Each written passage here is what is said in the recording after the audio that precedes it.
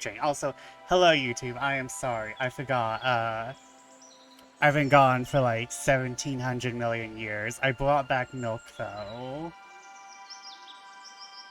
How is everyone tonight? Hello, my name is Best for Fortune, Bad of Fortune, Witch of Fate, for those of you who don't know me. Hi, hello.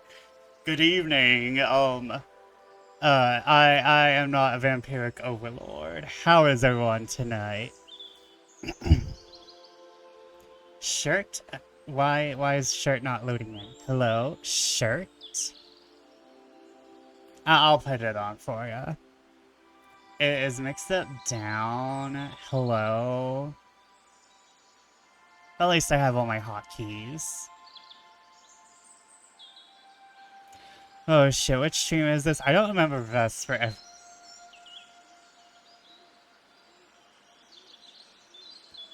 Say that again, son. Say that again. Oh, that reminds me. I need to GIMP. I need to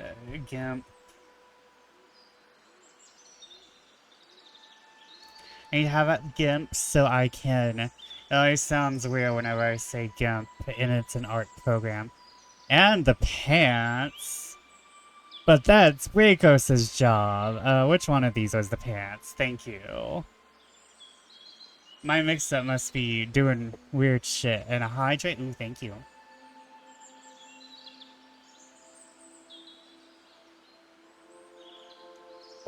Thank you, Galaxy. I hope everyone's doing well. And a stretch. Okay.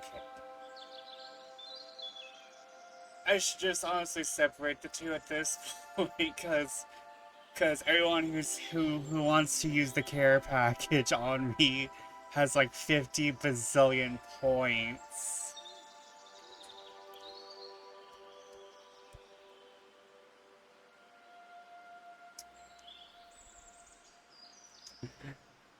But Silver is on his way over to MTG night. I hope you have fun, MTG. We are actually due for an MTG night with the entire gang on. It was Monday, right? I think it was Monday. We decided to do that 7:30. Also, I now fully have all my charity stuff set up, so, well, except for the fact that I still don't have, my fucking bullshit all together, but I can just go and download. I can just say it's a charity for supporting,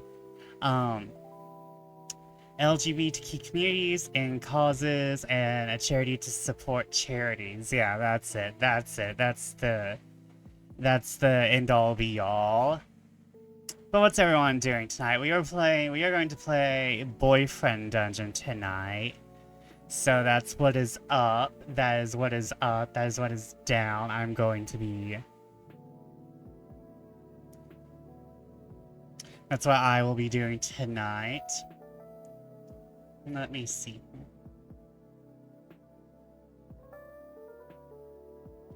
I'm sorry, I'm just checking some stuff while I wait. But I did want to say a few things. I did want to have like a small announcement. But I don't feel like there's a good way to say this, because it kind of sounds like I want to be a bad person. But I'm realizing that one of the reasons why I'm not super talkative and I need people to reach out more to me is because I realize that for more than a couple years at this point, I've probably been on a empathy burnout or compassion burnout. I think either or could apply. I think it might be empathy though, since like I've always been a person that other people can come to. And I don't want people to stop coming to me. I just need to like sit down and decide on boundaries for myself and how to say, listen, I can't do this tonight. I'm tired. I've been tired for years. I need a vacation. I need a vacation. And it's really hard to say that without sounding mean and being like, I don't want to deal with your problems right now, because, like, that's not it. It's like, it's more of, I need to respect myself and realize that I am super fucking tired. On terms of being like, I've just been doing a lot of, I've been very much the person that a lot of people come to. And sometimes I've been this person against my will. For people I don't necessarily care for. Or people who I think really, who are for people who have done me wrong. Or who I have perceived as done me wrong, but they didn't. It's just that that was it at the time. So, like, I've been very much kind of, I think I've been running on empathy fumes for more than a couple years now. And I have to really settle down and say, and decide, I can't do this today. Because, like, I'm drained dry, and I don't want to talk to people because of it, because it kind of feels like, oh, you want to talk to me, but it's my turn to something else, and I don't have the energy for that, so I'm sorry, I just don't want to talk. Also, thank you, Galaxy, for everything, for the self-care. And so, like, I've been kind of, like, I'm not gonna say I've been enjoying my time off, but I've been having self-realization. I watched a YouTube short, if that sounds silly enough. I watched a YouTube short and someone mentioned the idea of empathy burnout. And I'm like, oh my god, that's it. That's what I have. I've been having that for years. But it's not like I'm going to stop doing things or stop being that person for people. I'm just going to sometimes say, hey, I can't do this right now. I'm very tired. I'm going to set boundaries where I'm going to be like, listen, that sucks, but I can't deal with you today because I'm tired. I need to, I need to take care of myself sometimes, because even though a sorrow shared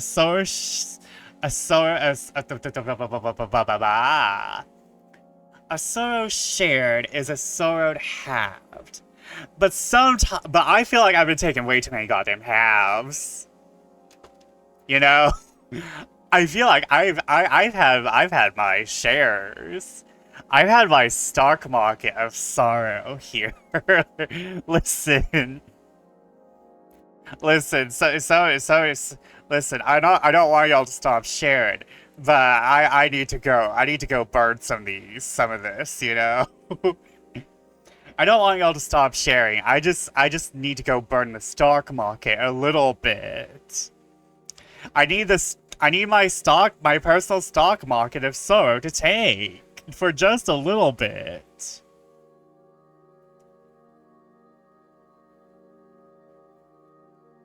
Someone needs to take these shares away from me. But yeah, that's been my personal self-realization for the past few days. It's also just been a bit of, I don't want to stream. I just been dealing with stacks of triggers. Because I've been dealing with some of this bullshit. Well, not bullshit. It's bad to call it bullshit. It's just that everything, everywhere is happening all at once, and it sucks for everyone. That's all it is. That's all it is. And like, technically, it is. I don't want to say it's bullshit, but it's just a lot of people are experiencing awful shit, and I've just been kind of like, this is the reason why I came to the realization, is because I'm just like, ah, no wonder. No wonder I'm like this. But, like, I don't want people to stop sharing with me. I just need to realize when I need to tell people, hey, can you stop for just, like, 2 days? Can you stop for just, like, 2 days? Can you tell someone else for 2 days? I just need some rest. Or something. I'll figure out how to, like, properly say, because it's really hard to say, hey, I know I said I will always be there, but I also need to care for myself. So, I'm taking mental break vacay. Well, what am I saying? I always talk about heavy things. What the fuck? What the fuck? I'm always talking about heavy things. My rules section is a lie. My rules section is a lie. It's more of a suggestion, the Geneva suggestions, if you will.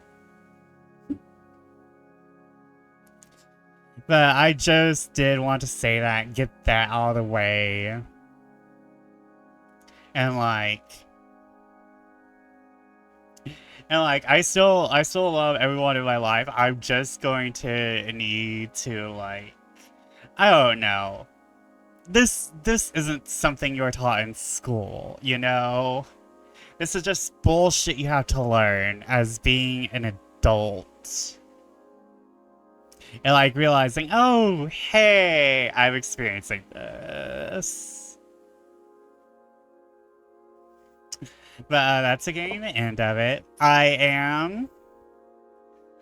But in some good news, some awesome news, I am about to receive my finished rig, which means I'm going to start doing more thorough planning.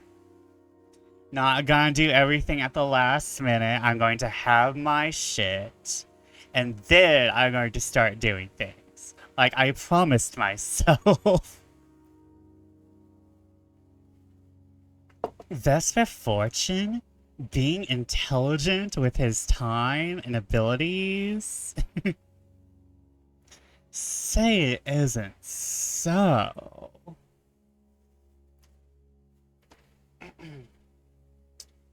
Where is my thing? I'm sorry. You think I'd be a professional by now, but no, I'm sitting here looking for my phone keeper upper. And it's under my controller, because of course it is. My phone keeper upper.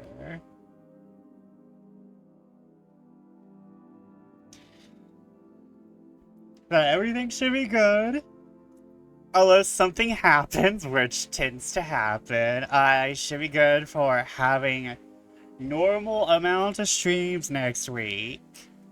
We return to the Trials of Heart next week, by the way, alongside my MTG Pod Night. Let's see. I am just...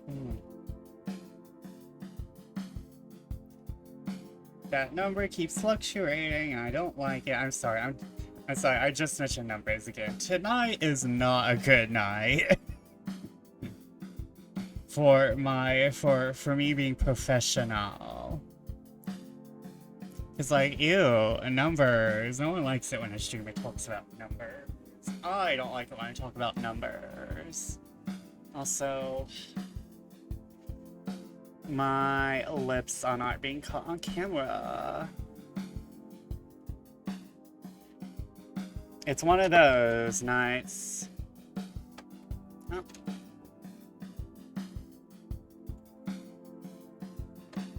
Oh.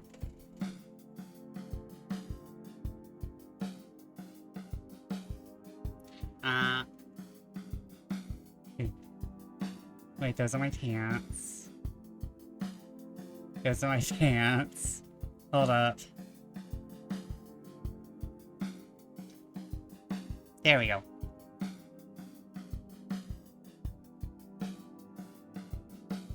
Okay. What am I looking for? Oh yeah, I was going to go grab all my wires. Hold on.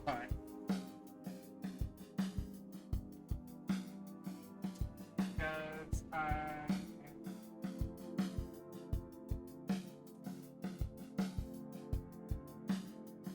I am not very chat.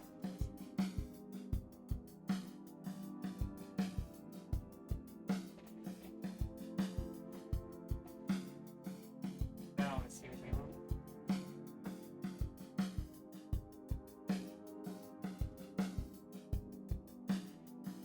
And by scaring, I mean there's probably electrical problems in the observatory, but that's not something we're going to directly discuss.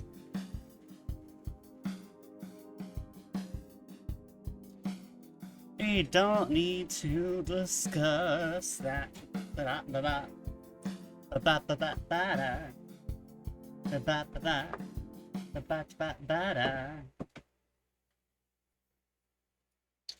In other news, I have restarted.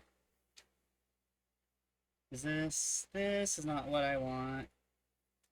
Do I have what I want in here? I have restarted the Ace Attorney Professor Layton crossover.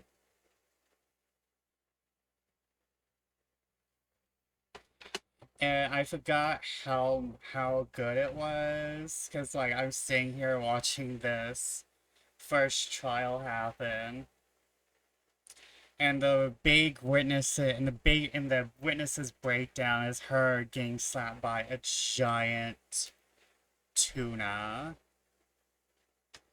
or halibut. Is this gonna do it? Yes or no? And I really wish I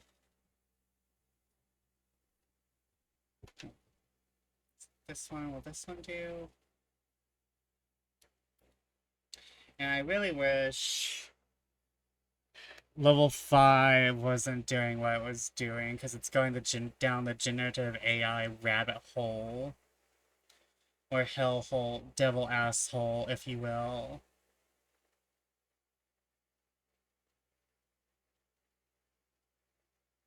Oh shit, wait, am I gonna just switch up games tonight? Because I'm not prepared.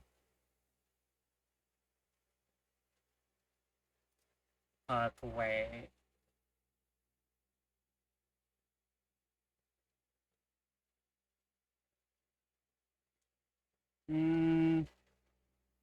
Oh wait, I'm technically prepared. I'm just going to have to take on a more...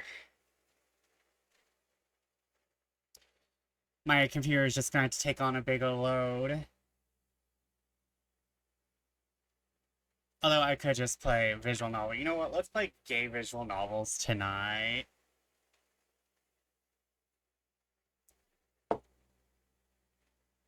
Because I am supposed to actually have my, well, first off, I'm supposed to have a brain. But I, lent my USB cord to my niece that. Unfortunately, I have not received it back yet, so, yeah. That is a problem.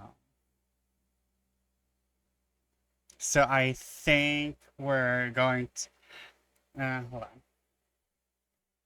Do I have any more in here? I might just let the computer handle the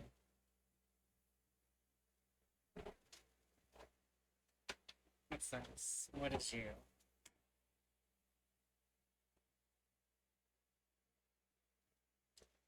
Okay. Oh wait, I could use my PS4 controller. That'd be funny. Oh wait, this is the one that no. Damn, this looks awful.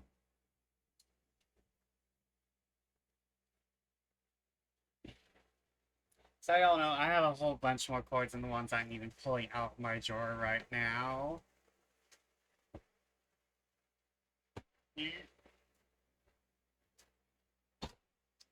Okay. I shall...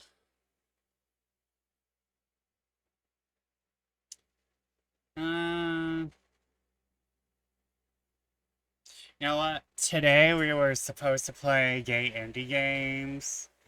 So we will just shift over.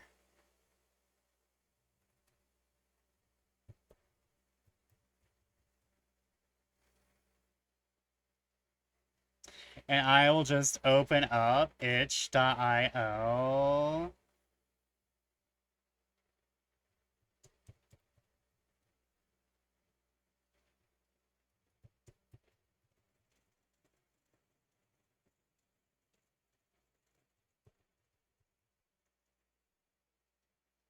And we will just shift on over. Yes, my stream alert was a lie.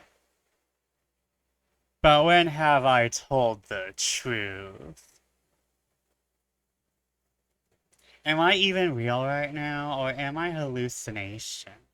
Are we all just having a collective delusion? Are we all just having a collective delusion right now?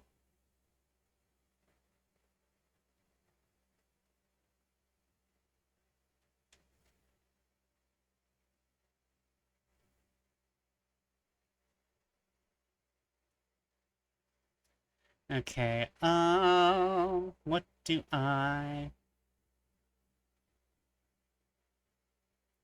Let's see here.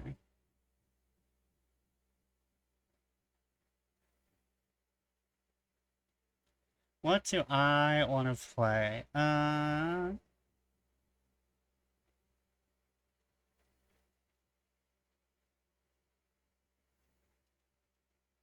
What's this one?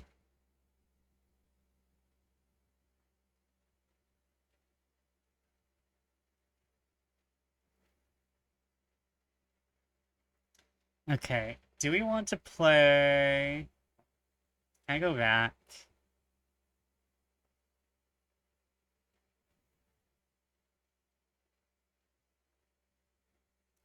$25,000 words. How much is that? Is there, like, a YouTube playthrough somewhere up in this bitch? Can you give me, like, an hour, like, an... Ah, you know what? Hold on.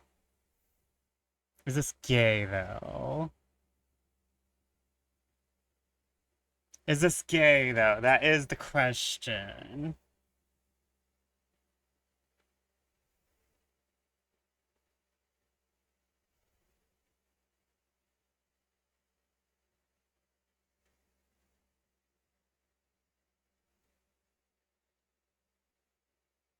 Hold up.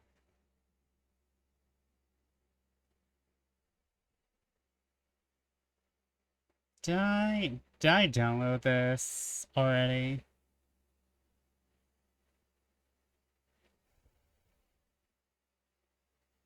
Oh yeah, it's in the Queer Halloween Stories bundle, so install.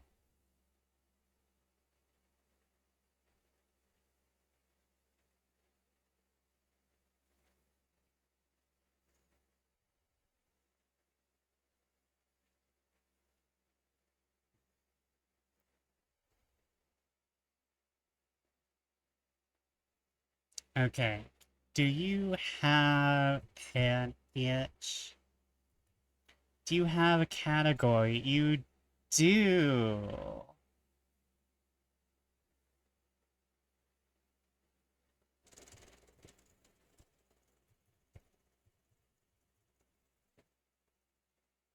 So we're gonna be playing Up All Night. I lied.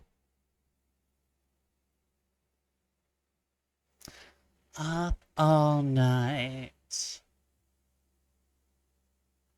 We're gonna be up all night. Hopefully not. I have shit. I have shit I want to do.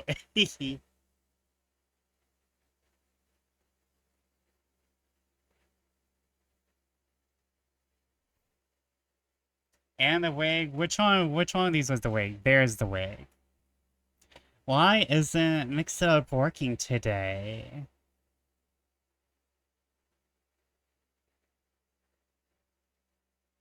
My timers are working, but what about my commands?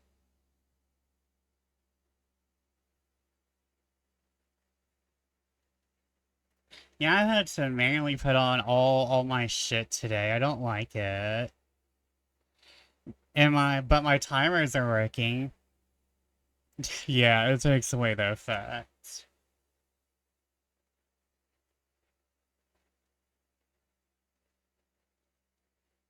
Okay. I will just maximize, confirm.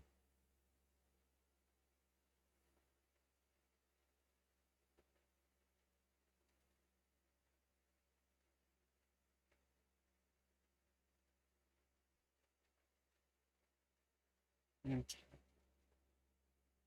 Y'all didn't hear that, so let me...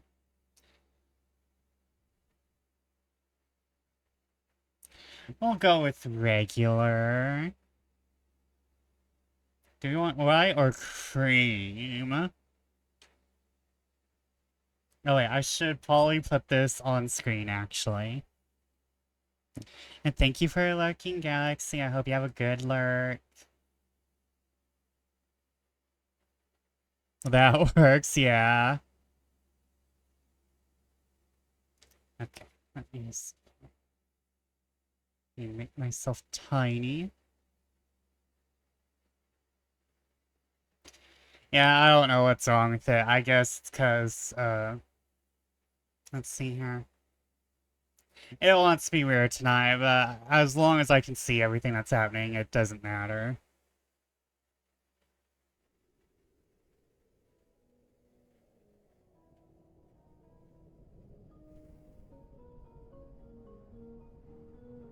I think this is one of those things where a bunch of people get together and there's murder.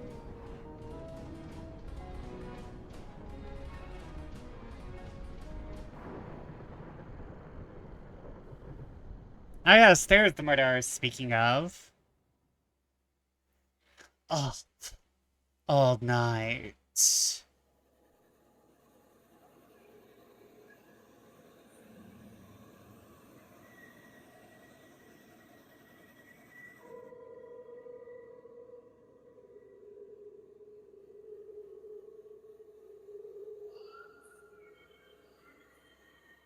Let's turn this down a little.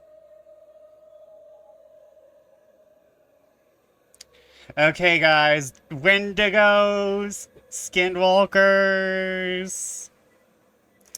What be happening? What's your bets? Place your bets now on the creatures.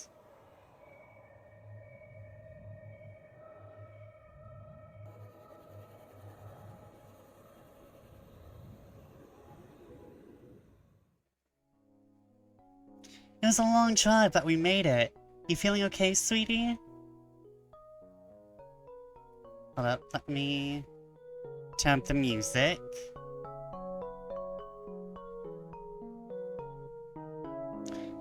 Okay, who puts a dough on the above the fireplace? You put Bucks, my man. I told you I'm fine. I just want to lay down. You go do whatever. My mom looked out the cabin window and went quiet. She looks disappointed. She was talking non-stop about that mountain village the whole drive up. Look, why don't you go back to that town, look around? I'll unpack and watch a movie or something. She hesitated and a worried expression crossed her face. Why does she have to keep looking at me like that? It's been 4 months. I don't know, you haven't been alone since... Stop being like that, I told you, I'm fine. Just go see the town, it seems like your kind of thing. Oh, hold on, wait. Hold up, wait. Content warnings, where are you?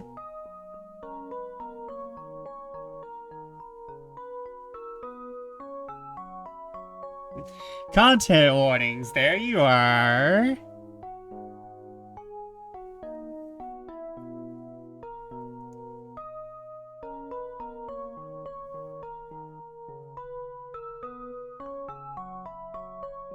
On my Christian Minecraft stream? I probably should just summarize that, but you know... Physical violence, suicidal ideation, medication abuse, trauma response, and visual and written descriptions of gore. Also can't help but notice you at that pillow also. Views in the eye of the beholder, or well, maybe the beholder is beholding you. I.e. an average night in the observatory. Yep, it's... average indie night in the observatory. What can I say? But Nick... I'm fine, I just want to be alone. Why she had to be like that? I'm tired of all the pity. She hesitated and sighed. The worry shifting to resignation.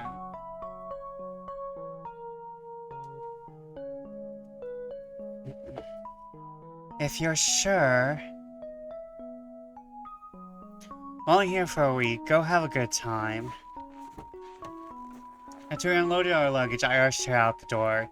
She waved at me before driving back down the road. Good, now I can finally be alone. Like I wanted. Put my stuff away and spent a few hours playing games on my phone. No cell service though. This sucks. Like there's anyone I want to call anyway. Ah yes, no cell service in the snowy cabin, alone. It's starting to get late, my mom still hadn't come back. She called a few hours ago on that cabin phone. Just tell me about all the crummy little stores in town.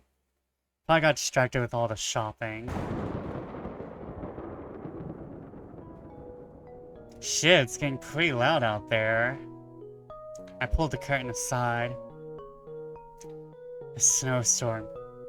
Crap, I hope she wasn't driving back when this hit.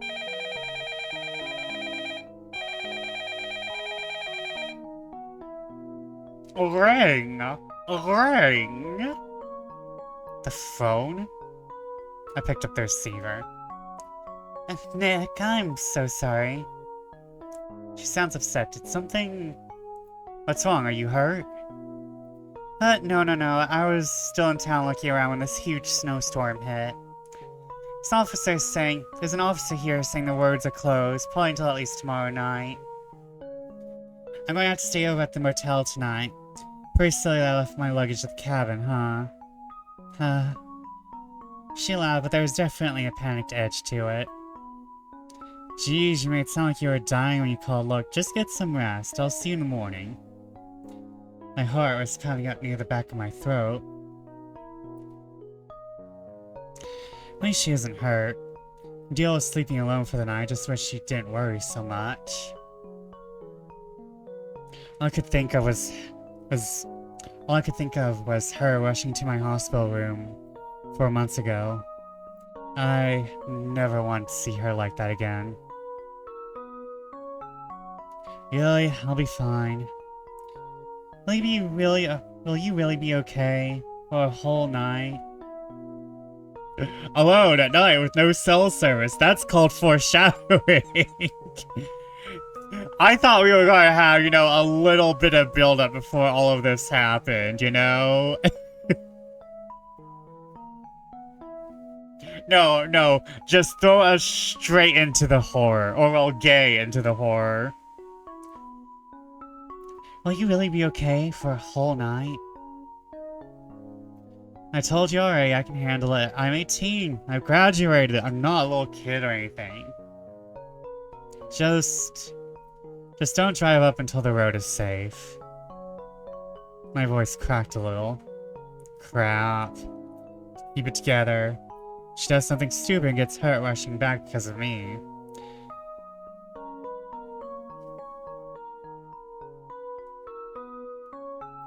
Okay, I'll wait until it's safe.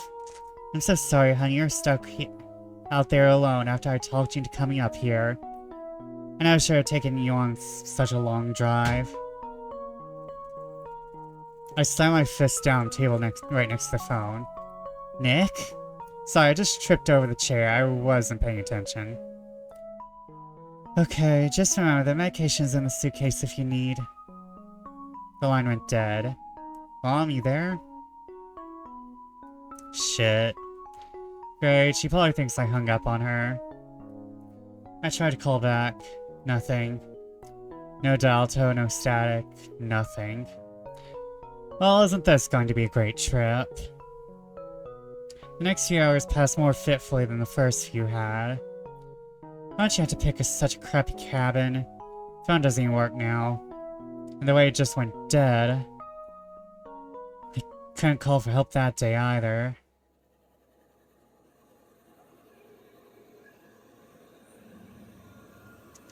My cell phone was lying on the rocky ground in shattered pieces, reduced to a useless hunk of plastic and glass. Tried to use it anyway, but the screen wouldn't even turn on.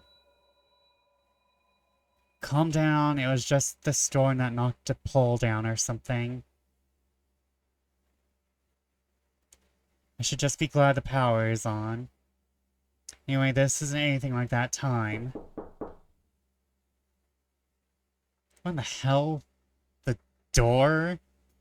She did something like stupid drive back before the road was safe. A PSD flashback? Already, you spoil us, Vesper. Go up to answer. I threw the door open expecting to see my mom's shocked face. It wasn't her.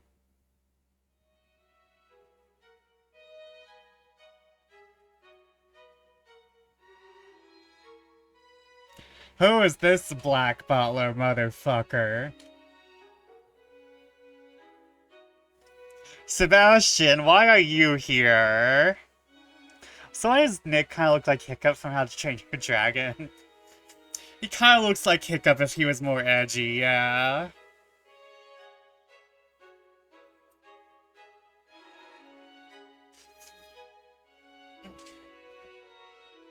Some guy around my age was standing there, his fist raised up in front of my face like he's about to knock again. See, I was thinking Nico D'Angelo, but Nico has black hair. Although he does have Nico's shape. Some guy around my age was standing there, his fist raised up in front of my face like he was about to knock again. His eyes went a little wide and he lowered his arm to his side. Oh man, this is super awkward.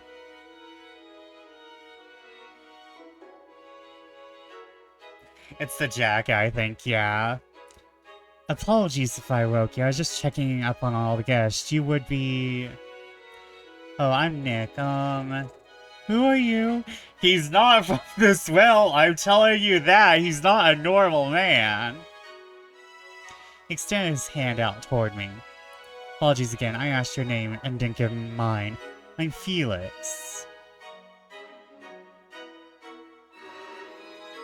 The corners of his lips twitched and he tilted his head to the side, a piece of dark hair falling over his left eye.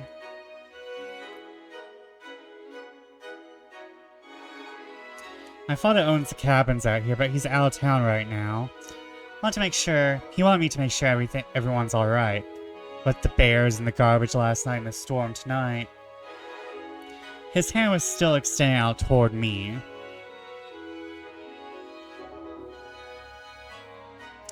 Why are you out here in like fucking like a host attire, my man. I don't know, I'll shake it. Reached out and shook his hand. His grip was firm and his fingers cold. Know why he's come by so late? He must be pretty cold. He doesn't have a jacket. Do you want to come in and warm up? It's pretty cold out there. You don't mind? I did forget my jacket. Don't know what I was thinking, really.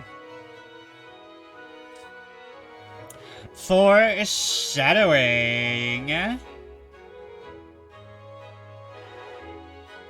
Is there anything you need to make your stay more comfortable? So yeah, the phone went out earlier. Do you want to take a look?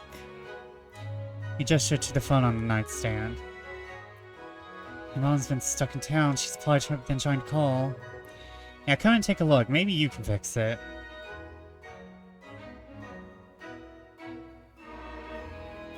I moved out of the way so he could come in. He smiled at me as he stepped inside and went over to the phone. Oh no, he's inside. We can't get him out now. I fell with my cell phone eyeing the empty reception bars. At least I downloaded a couple of offline games to have something to do to pass the time. I wish there was a reception up here. It's weird having to use one of these old phones.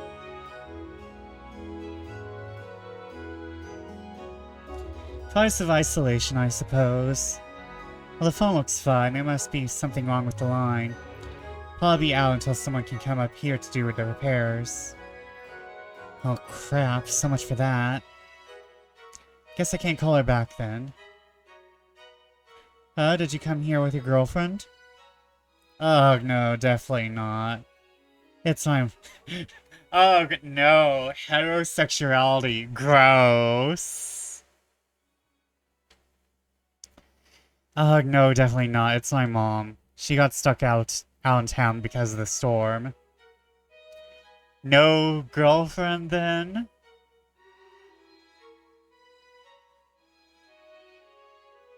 Alright, dude, you're coming on a little strong. Felix smiled again and raised an eyebrow. We locked eyes and there was a strange intensity in his gaze. What's with this guy? Why is he asking me something like that? Felix, settle down! My man has been isolated for a while, I guess. The price of isolation is not seeing a boy in 30 years. No, I don't. Oh. Whoops, they forgot to... There's a little typo. I tried to push Felix's face. Oh. No, wait, never mind. I didn't read the whole sentence. I tried to push Bree's face out of my thoughts, and a wave of nausea washed over me. No, I never actually asked her out. She was never my girlfriend. Brake shrieked, then went silent as the wheels lost traction and left the road.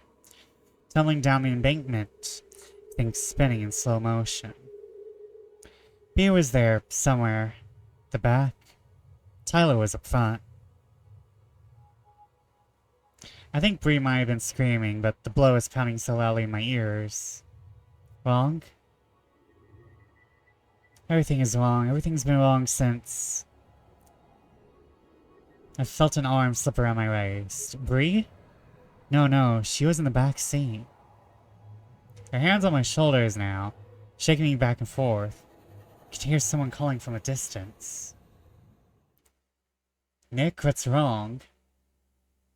Jesus, died Sebastian. Buy him dinner first. I slid back into focus and I found myself sitting on the couch. Shit, I had a flashback. I thought I was over those. It's covered in cold sweat and bile was rising in the back of my throat. My leg was throbbing and my neck ached. Zoning out more than my characters when I write. So 2 PTSD flashback? We've been spoiled tonight. I aim to please. I've been gone so long, I have to give y'all the PTSD flashbacks. My leg was throbbing and my neck My neck ached.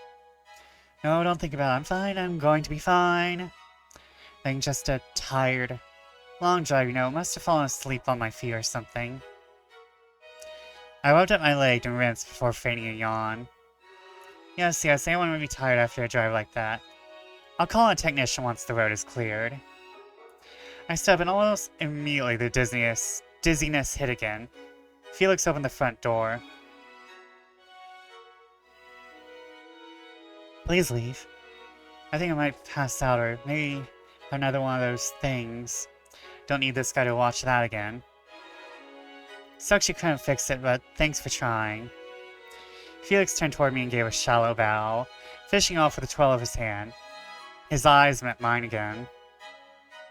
Really feels like he's looking into the back of my skull. I shivered, the cold wind blowing over me from the open door. It's good to meet you, Nick. It's lonely up here. Perhaps we can spend more time together once you settle in. There's something interesting about you. Not waiting for my reply, he slipped out into the moonlit night. Distance, the thunder of the storm still echoed.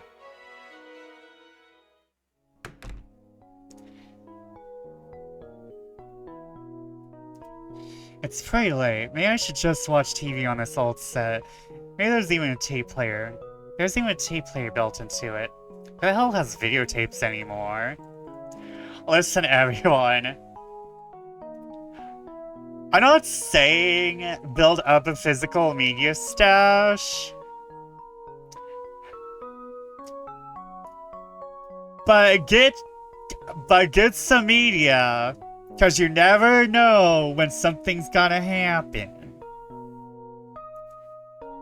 Either have legal copies on a hard drive. Not produced by, you know, the 7 Seas or anything. But, you know, stash. You never know when you're going to have, like, the last copy of Rule of Rose or some shit. These cabins need some serious upgrades. At least there's still power. I turned on the TV. Some old horror movie was playing. There was a woman screaming, covered in blood as she ran through a dark tunnel. Something was creeping behind her, claws dragging along a stone cabin as it tracked her down. Yeah, no thanks. Changed channels to some late-night infomercial for some weird fancy blender. Perfect, I couldn't stay awake even if I tried with this boring thing on. Oh yeah, my shit. I fell asleep to that, the sounds of chopping and blending on the small set more comforting than the thoughts that would have come floating up in that awful silence. Infomercials, my jam. The dreams came anyway. No, I need to get out of here. I was rolling, my body snapping from side to side as the car crunched down the embankment. Why is this always the start of the dream? It wasn't the start of that night. I could hear the brakes squeal when I slammed them down. Then their scream went silent when the tires lost the road. And that's what happened first, except I'm still rolling right now. That's not right. The eyes were on me, gazes warming up my spine. Breeze behind me. Tyler is in the front passenger seat. Don't look, don't look. Instead, I stared fixedly at the bloody crimson red lynch dripping down the dash. There were strips of flesh and torn hair pinched in the starburst crack in the windshield where Tyler's head had hit. Why did you do it? I didn't mean to. Why weren't you looking? Sorry. Look at me now. I can't. Why don't you die?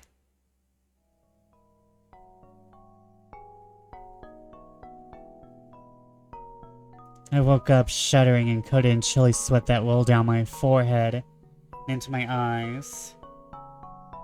A groan escaped my lips, and I pressed my palms into my closed eyes until I saw stars. Oh, were we the driver? Yeah, we were the driver, and we survived. She could stop those dreams. At least I won't be alone again tonight. Are you sure about that? It's light outside and the TV was still on. The morning news was playing.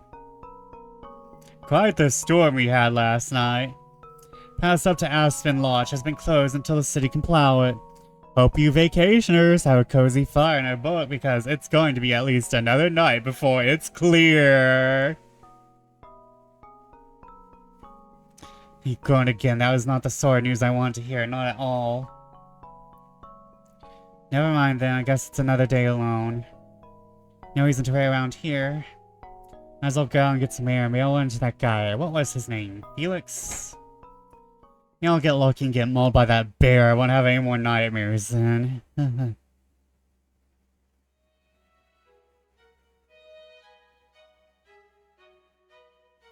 My god, he is just Sebastian. He's just where we need him to be.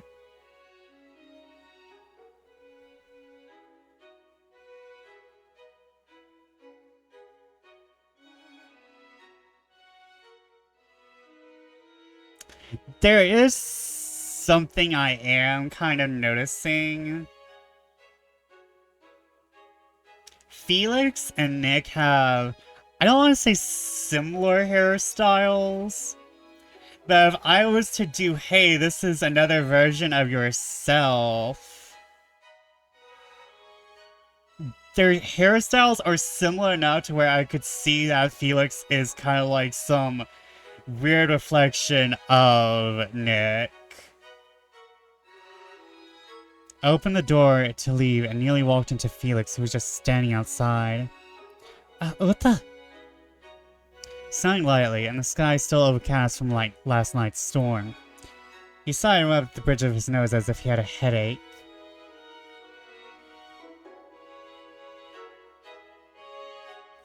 I want to apologize for last night. I can be, I don't know, intense? Here I am, surprising you again. I made a bad impression, haven't I? There was light dusting of snow on his shoulders. There were slight bags under his eyes that made him look tired. He's holding a small basket at his side, contents wrapped in blue checkered cloth. Looks like he didn't get any sleep last night. Was he out looking for that bear? It's fine. Don't worry about it. Most people who come up here are either retired or parents with young kids. Needless to say, they aren't great for conversations that hold my interest. I may have gotten a bit carried away with my introduction. It's simply refreshing to meet someone like you. Felix, I don't know. I feel like you're the type of person who could... Not to say that he's old-fashioned, but... Look at the way my man talks. I feel like he could get along with a lot of old people. I feel like he's like a grandparent's kid, you know? He's not a mama's boy or a papa's boy. He is a grandparent's kid.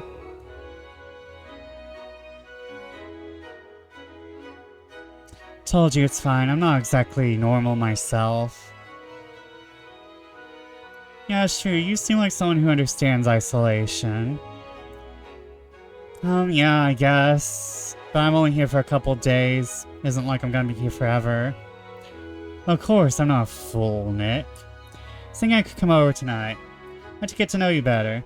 I regret if our time was defined by one single strange meeting.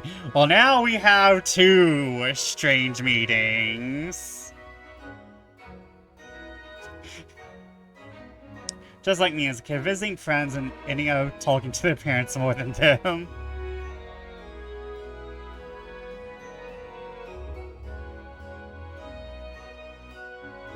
You wanna come on over? Sure. Sure, I guess. Oh guys, why did I put you off too much? Here. As an apology. Hand me the basket he was holding, and folded the cloth covering the contents. Inside were a couple bottles of sparkling water, a bunch of individually wrapped toffees, A package of off-brand peach rings. The guest shop is a little low on selections for this sort of thing, but just a little something to apologize about the phone. See you tonight then? Yeah, see you tonight, I guess. Felix and Ferb keep bothering me.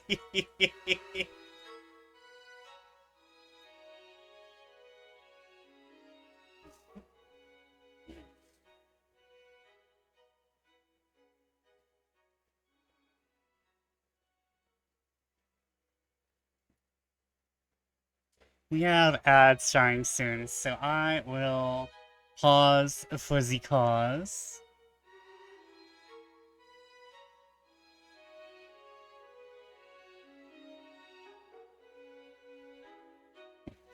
I shall pause for the cause. Why do I have no snoozes?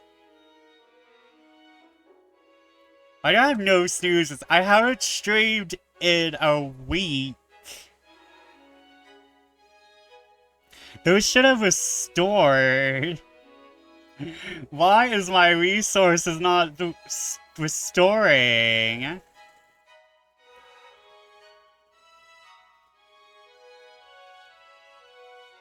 Ooh. Anyways, I am going to go get water real quick.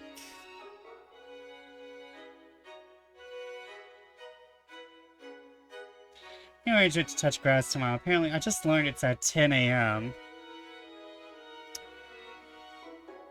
I'm like, why did I do that? What's the arrangement? Tell me while I go get water.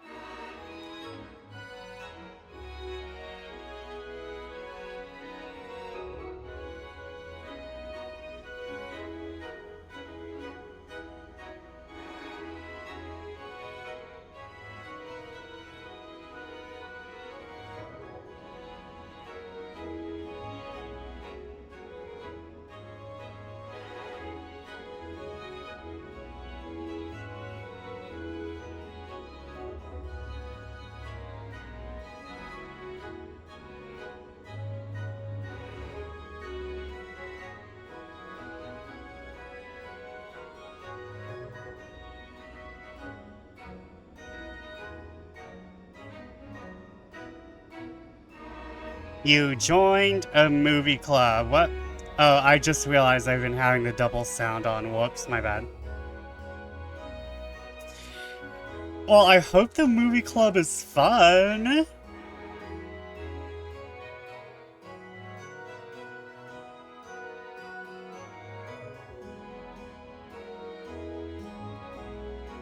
I hope the movie club is fun at least. But yeah, 10 is... That is a matinee showing if I ever saw one. That is a matinee showing if I ever saw one.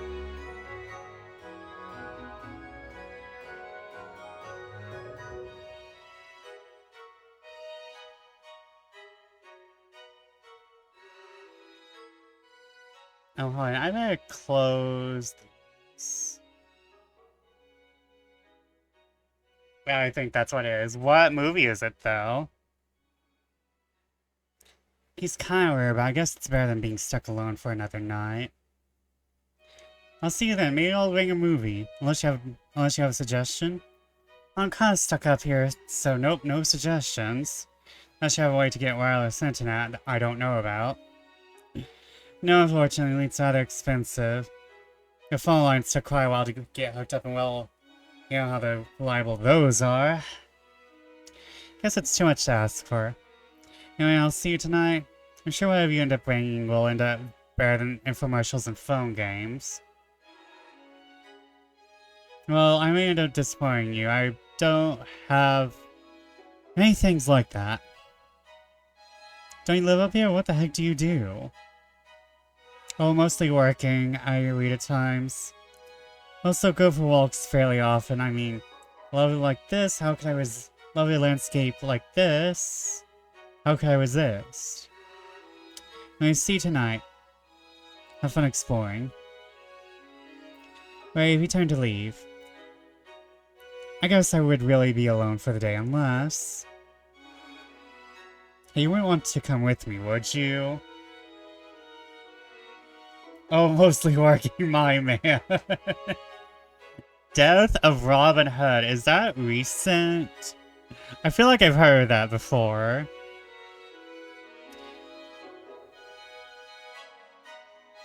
Felix glanced back and seemed to consider my offer. The moment he looked like he was about to agree before shaking his head regretfully. Oh no, I have too much to do.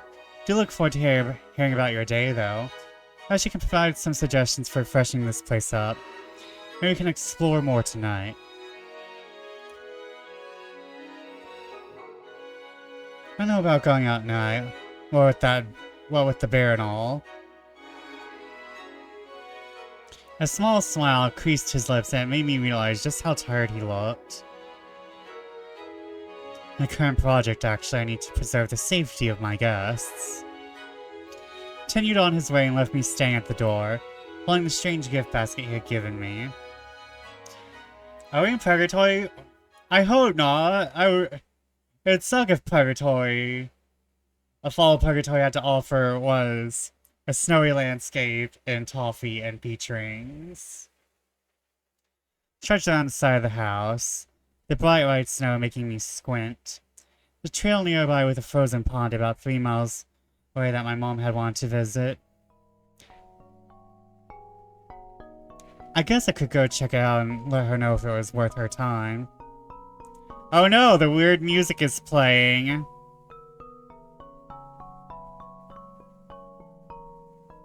I could believe we're in purgatory, but I'm not like 100% sure.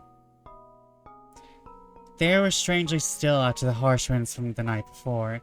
Made everything feel less real. Trees are actually pretty beautiful out here. Bark almost dry as snow. It kind of looks like some sort of fantasy show or something. Then I saw it. A blossom of red among the endless white. The smear was so crimson bright that it gleamed like a beacon. I couldn't look away. What is it, a person? As I got closer, I could see 3 hooves poking out of the layer of fresh snow. A deer, maybe? How the hell did I think that was a person? Maybe there really is a bear around here. Oh, gross. What the hell's that? What the... The words cut through the silence and made me jump. A girl?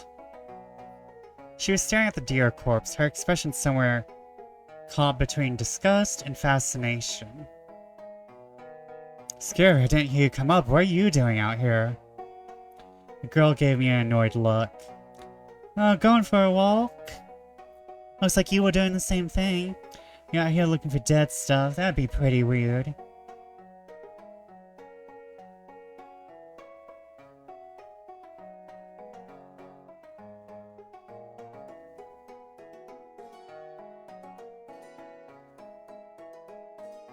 What the no? I was not trying to find a dead deer. Damn it, my face is getting red. Gotta keep it cool. Some guy last night told me there was a bear around, so I thought I'd take a look. What's your name anyway? Oh, name's Grayson. Hey man, that sounds like something fun. A real live bear, huh? He ate that critter pretty damn good too, didn't he? Yeah, I guess if ripping something's gut open is, good. I'm Nick, by the way. I cleared my throat. So you are on vacation out here too? Guess you could say that, if being stuck out in the middle of nothing for 3 years counts as vacation. You wanna look at that deer now? Sure, might as well. Nothing else to do up here, right? I found myself grinning, which is weird, since I was standing over a deer corpse. You're right about that. What you want to look at first? I guess we have to look at the dead deer, my guys. Look at the head. The neck looked as if it had been crushed between a set of powerful jaws. Ugh. I still can't believe you guys drove all the way out here to pick me up. Don't look at me, he's the one who wanted to get you. I mean, I invited you to the party, so I figured, you know. Are you blushing? Shut up.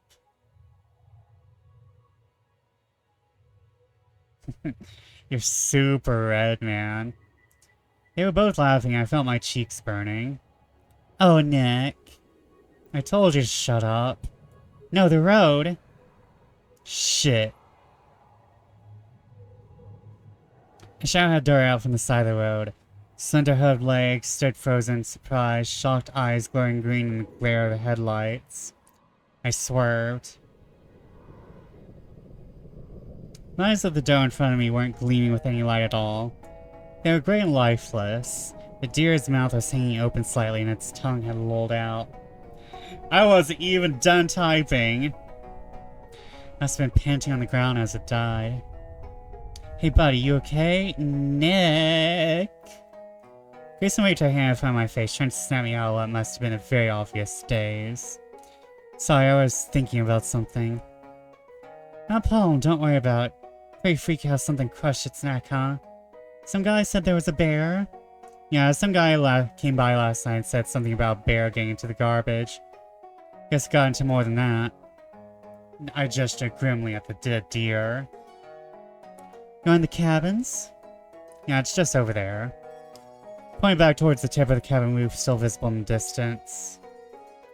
Grayson and I peered over at the deer, her eyebrows furrowed in thought. Could see more red under a lighter coating of snow that covered the deer's torso. It's been killed after the heaviest part of the storm had passed, or had been more buried.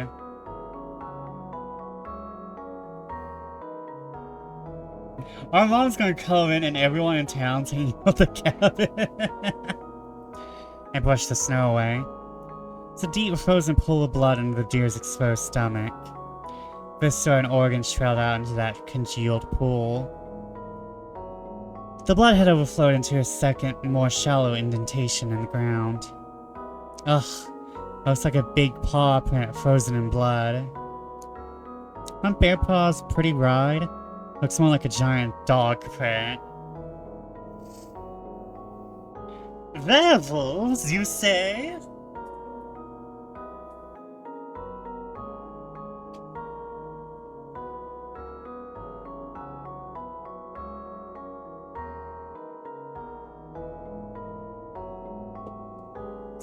Werewolves, you say? On Bear Paws Prey Wide looks more like a giant dog print. Nah, that's way too big to be a dog. Gotta be a bear. Poor thing, I wonder if it was still alive when its guts were ripped out. Well, don't you just sound like the life of the party? I don't go to parties anymore. She rolled her eyes, hands placed firmly on her hips. Way to be a downer. Ignored her and bent down again to look at the body. Don't look anymore. No, she's curious, but this is making me feel sick. Yeah, I think I've had enough of this. Why don't we do something else? Sure, why not? What you wanna do? I sure do. Maybe I should invite her back to my cabin. No, wait, that's super weird. I just freaking met her. Grayson wandered off while I was thinking, then poked up and called back to me. Oh look, more prints. Wanna follow them, see what else that bear got up to? Not really. What if there's another dead animal? I don't know if... She went up to me, grabbed my hand, pulling me towards the tracks she found. Didn't hesitate inviting home earlier. To be fair, we had at least one social link with him. This is the opening of the social link with her.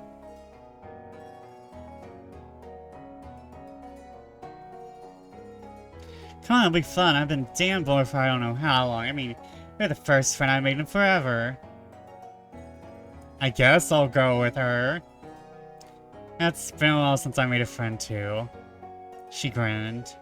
So since we're friends now, what are you doing up here anyway? Well, my mom made me come out here for vacation.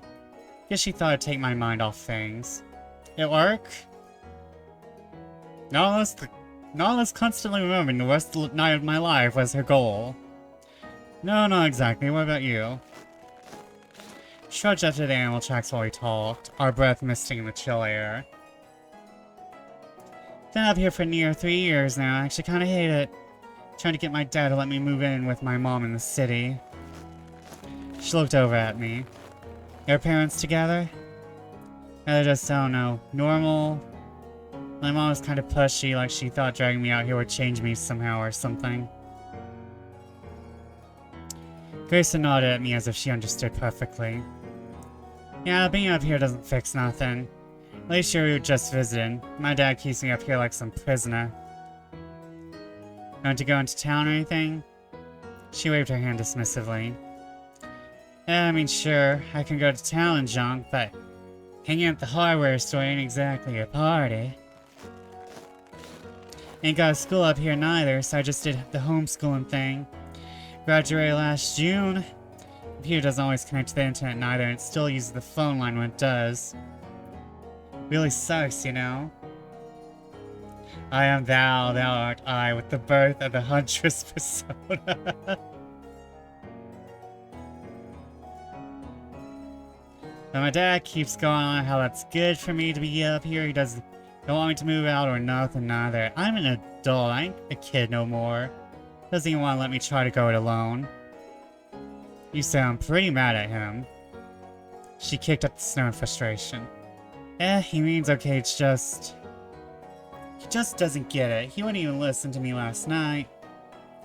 All I wanted to do was get and living out in the same with my mom ago, but they get along so bad he wouldn't even let me call.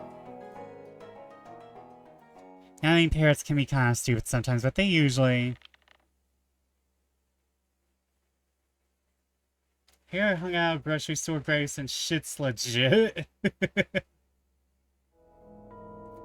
What's that? It's coming from over there. There's a abandoned trail, the source of the sound obscured by trees. See the paw prints going off into the brush in the same direction. We don't have to go over there. Grayson was already ahead of me. I saw her clear the bend and freeze, staring off at something I couldn't see yet. She raised her hands up to her mouth, eyes wide, head shaking back and forth. I don't want to know what this is. But I was walking closer anyway. I had to see what she was seeing. I turned the corner. A nude corpse was hanging from a tree, a rope tied around its neck. There was a sack over his head, bound tightly into place with the rope that had hung him. Oh! That's not kosher. That's not great. Speaking of spilling guts, yeah. Some cisterns were hanging out of his sliced open stomach, dangling almost to the ground. One of his legs was completely missing. This can't be real. It just can't. Oh my gosh, Nick, I don't think the bear did that. She was shivering. It was obvious it wasn't from the cold. We should go tell, I don't know, someone? Who? The road's been closed and all the phones are out. My dad didn't come home this morning either, so he must be stuck in town. Hey, all the phones were out? I thought it was just mine. I hate to say it, but if we can't get the police up here, I think we need to, record this. Feeling sick, I pulled out my phone. Still no bars. It was useless for making calls. I could still take pictures or make a video. I can't believe I'm doing this, but someone might need to see this later. Ugh. Hit record on my phone. It felt gross, like I was committing some kind of crime.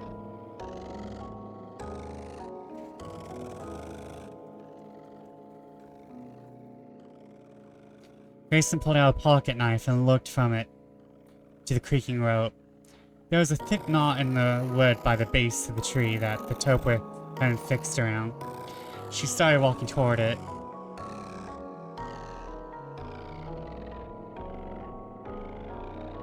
Wait, there might be something important here. We should at least look around first. She didn't look happy, but nodded in agreement and stepped back again. Examine the ground. When we check out the ground, Grayson seemed more than eager to stop looking at the body. It's actually kinda weird, huh? She pointed to the ground and immediately saw what she was talking about. Only prints were circular animal tracks around the base of the hanging corpse. There was blood speckled in the snow below, but not nearly enough for a disemboweled man. Later on, his mom's going to be, "Hey honey, can I borrow your phone?" No, no, no, please don't. Please don't.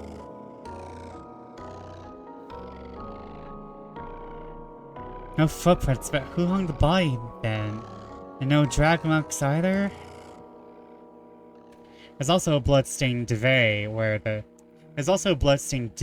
body must have been set before it was strung up.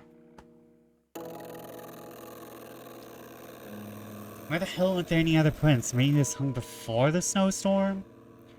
Looked up towards the corpse, shuddering. Examined the body. My eyes were locked on the body. I wanted to look away, but it was so horrible that I couldn't. I kept staring at them after they were dead too. Disgusting. His leg had been ripped clean off. She was right. Not cut, but ripped. There were stringy ligaments that had been frozen like grim icicles where the leg had been torn off.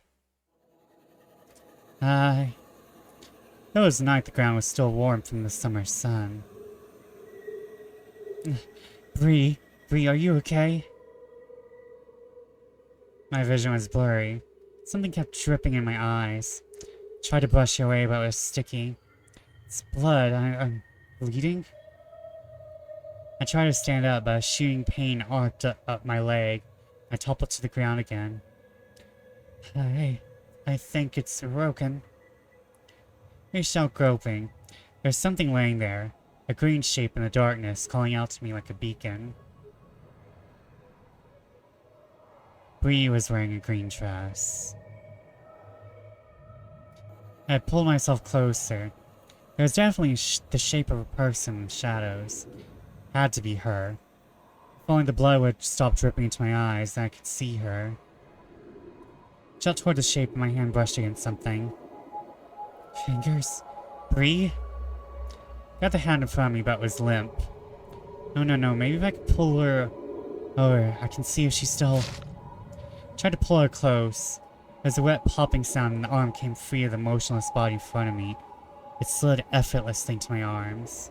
No! Bree! I caught around that single limb, paralyzed by the impossible realness of it all. No. Nick, you look like you're gonna be sick. Grayson put her arm around my shoulders to support me. I leaned on her and tried to control my trembling until I was able to catch my breath. Thanks, I'll be fine. Give me a second, the leg just got to me. Sorry, I can keep it together. Don't need to look at that again. Okay. Cut him down. I'm gonna cut him down, just doesn't seem right, leaving him like that. Yeah. Go ahead. Gee, Grayson, I wonder why. She sawed the rope with her pocket knife. Took a few minutes, but the rope finally snapped. The body unceremoniously thunked to the ground with in a puff of red and white. Should we take a closer look? Someone's strung up. They could still be around here. Maybe looking will give us a clue. Yeah, maybe.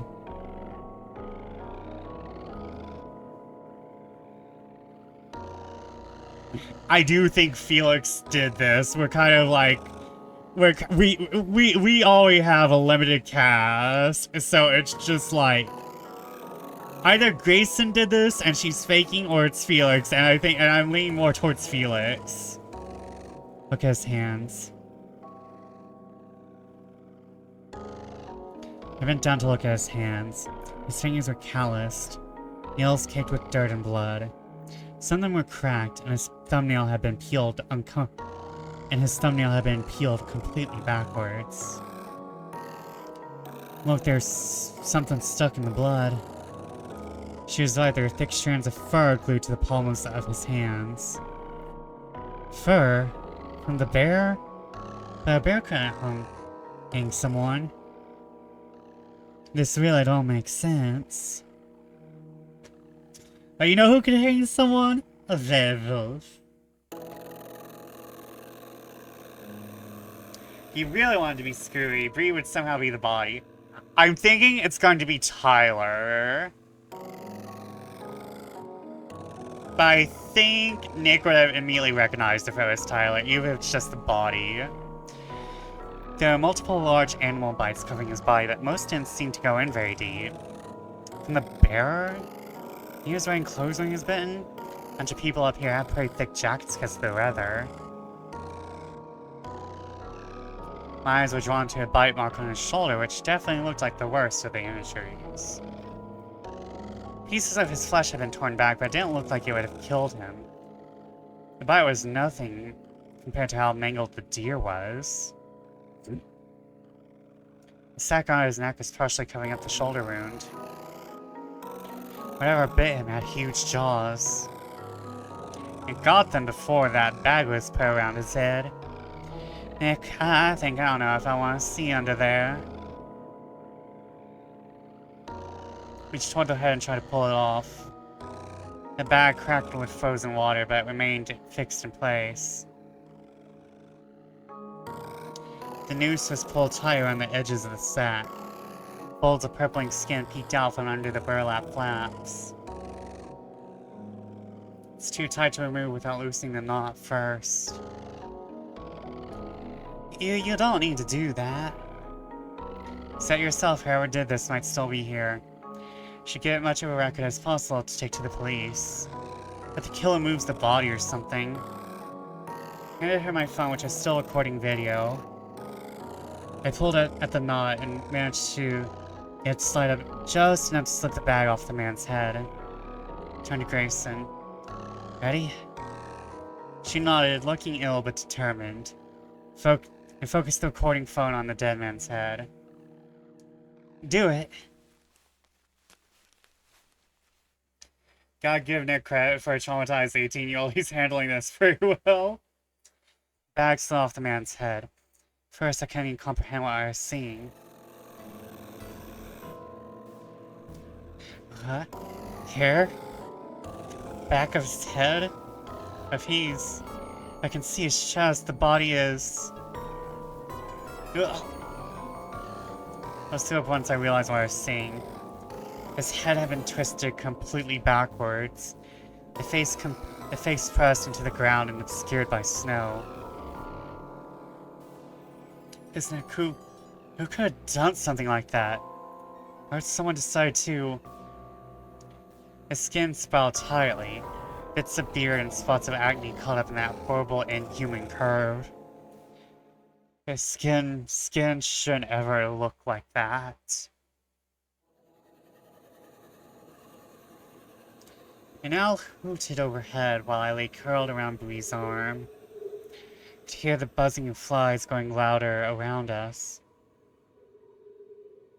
It's strange, the owl, these bugs, their life is completely the same as it were before. A gurgling moan cut through the air. It wasn't coming from the still body in front of me. It was over in the shadows on my right. Tyler? Oh. Hang on, Tyler, I'm coming, please. I tried to stand again.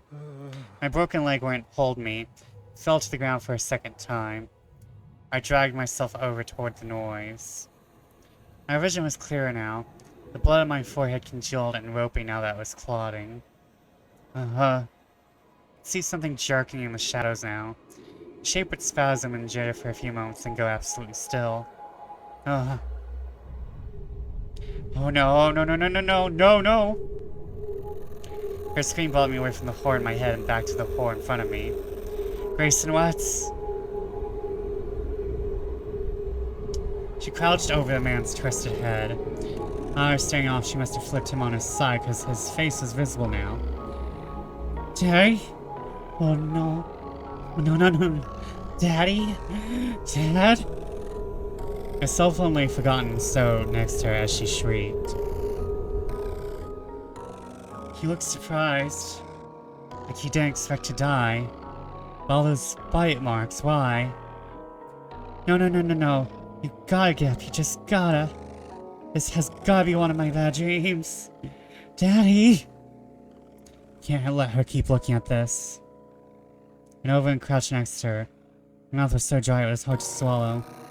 Grayson. Grayson, we need to go. You shouldn't look at this. I picked up my phone and stopped the video that was recording. Grayson turned toward me, face streaked with tears. It's real, isn't it? It's real? I'm really here? I nodded and she swallowed.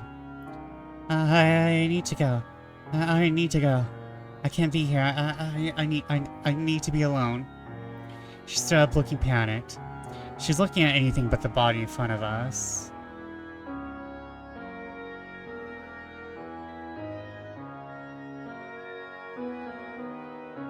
Hold on, I actually kinda...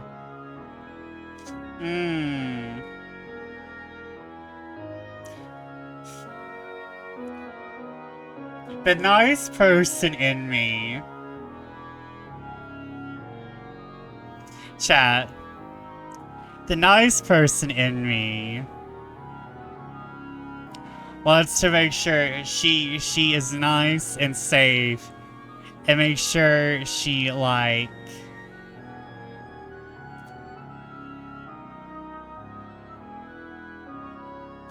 and make sure, you know, she doesn't die. The part of me that wants toxic Yaoi wants her to go alone.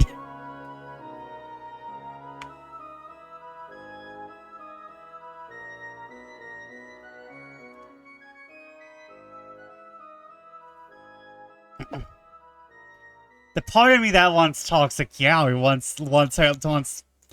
Is this a Yaoi game? I think we can. It's in like several queer bundles.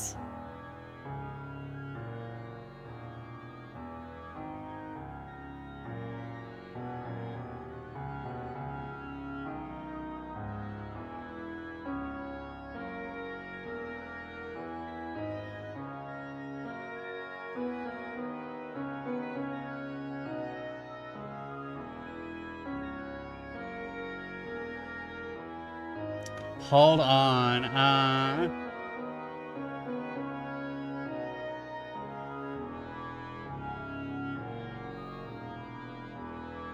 I think it's more of you have two love interests.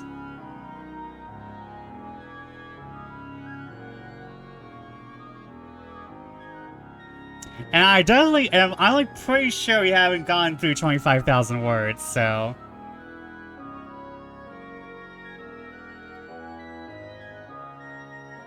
Oh, hold on, did that? Okay, I'm going to black that out in the fucking vlog, because that kind of just, that accidentally, because I was looking for the save screen, not the fucking...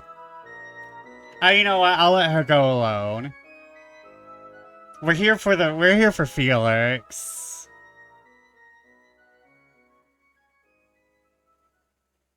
I want to tell her I understood. But I just couldn't bring myself to do it. Instead, just stood there stupidly shaking my head.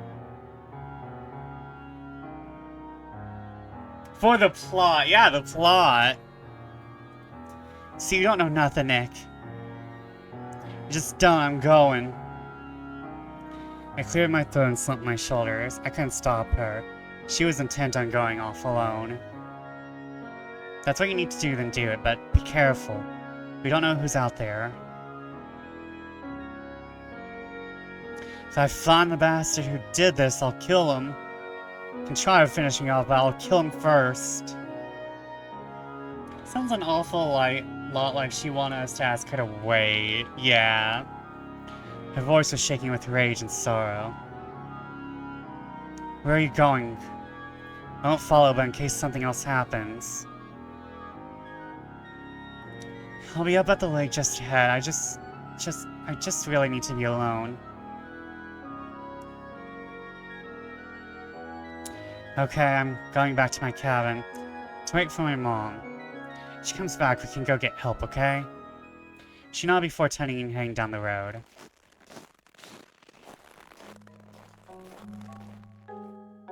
I watched her walk outside before I turned and followed the trail back, trapped with nothing but my own thoughts for company. I had to wait for my date. I mean, my mom. Yeah, my mom. The lights were all on when I got back to the cabin, and the TV in the bedroom was playing a talk show UN. Sat down in the living room, not bothering to turn off the TV in the other room. Pulled out my phone and turned it on, intending to open up a game to kill time. Calling app was still up. Very Retaken of the Body was the first thing on the playlist. I hit play. Why did I take this? Why am I watching it now? I'm horrible.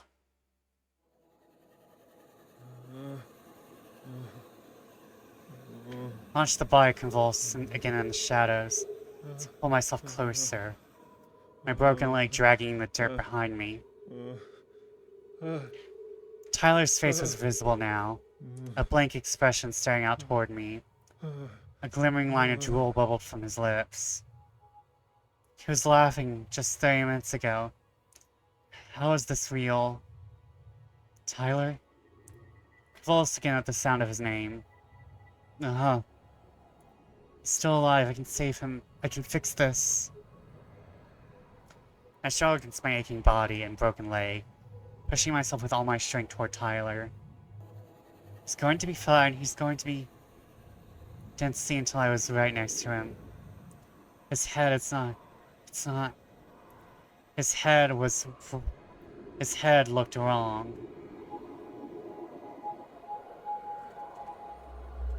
Profile was not Tyler's.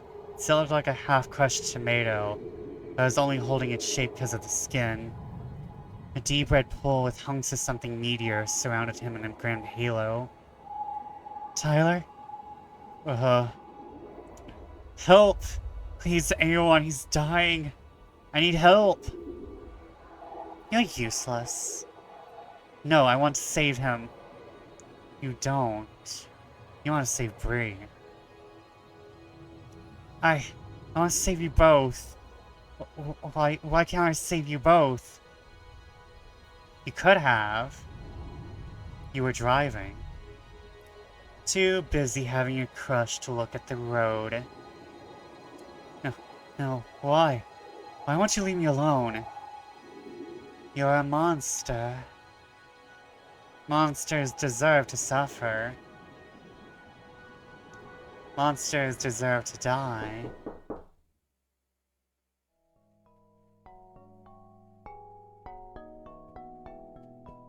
How goes the gay? Oh. Yeah, hey Delilah, how are you tonight? Welcome, welcome in. Yeah, the game is gaming. The game is, again, gaming, and by gaming, I mean traumatizing us. But how are you tonight? Welcome, welcome in. What you doing?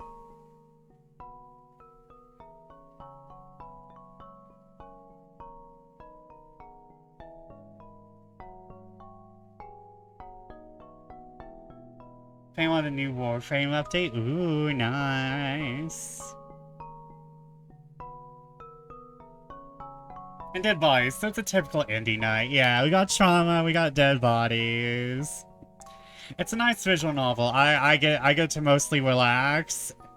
Relax, I say, as I experience the trauma. And we have a gay love interest who I think might be a murderer. I'm not sure. I was going to play Boyfriend Dungeon, but I haven't charged my phone, so we're not doing that. Because like it's either I charge my phone and only use. I'm also missing my fucking the only fucking good USB port in this entire house. Relax playing Souls games and Slay the Princess, so yeah. You let a girl who's probably suicidal wander off by herself for the plot. It's for the yaoi, okay? We can all say it's for the gay. And she's not suicidal, but she's likely going to be a victim of homicide. She just found her father's dead body hung up in the woods, ritually murdered. No, I fell asleep. Don't talk to me like that when I fall asleep. Slumped over on a couch, my phone lying face down on the floor in front of me. I picked it up and sat on the coffee table. Forgot. Felix said he was coming tonight. Maybe he can help. Now to the front door and Felix is staying there. It's a little further back than he was before, because I almost ran into him twice. He's holding an old videotape. Did I really only see him this morning? It feels like it's been longer. Yeah, and Felix has this fucking royal nobility-ass theme that is totally against the entire rest of the soundtrack, which is totally not suspicious at all.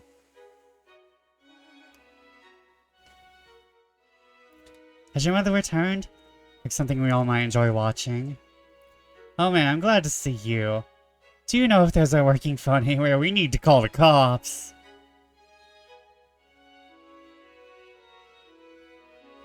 Why? Is the dead deer down the road? I see why the police need to be called over a thing like that. It's a nature documentary about...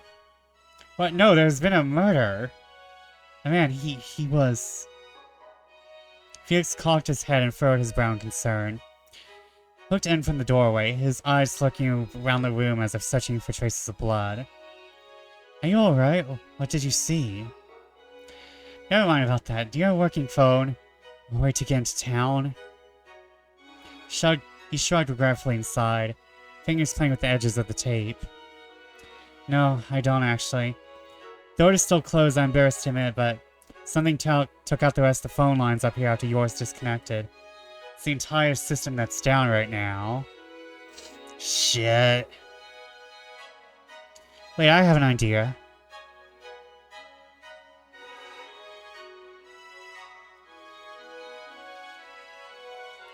Maybe someone else up here has a satellite phone?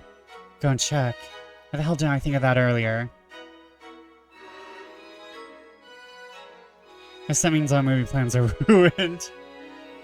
What did the body look like? Did that bear kill him? No, I told you it was a murder. Somebody hung him naked from a tree. I felt ill just saying it. Looked back over my shoulder at my phone and shivered. I was disgusting enough to record it. Grayson's dad, I made a video of her dad swinging there in the hood and... Ugh. Felix followed my gaze to my phone and seemed to realize what it meant. He took pictures. Poor Nick, though, having PTSD dreams happen so often like he knows how it works. Yeah, no. I know how my own nightmare world works. I live here now. Yeah, it was Grayson's idea. His voice was quiet and I couldn't tell if it was more of a question or an accusation. The video, actually, I recorded it. I couldn't watch it. Maybe I can assist. I think you should really just try to see if someone has a satellite phone.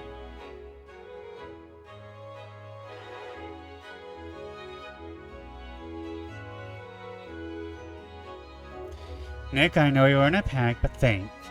Neither one of those tents could be your murderer. Maybe I'll be able to see something you missed. Should look at the video before we go. She was the one who was all, hey, you should film this. Yeah, no, Felix, you are not escaping suspicion either.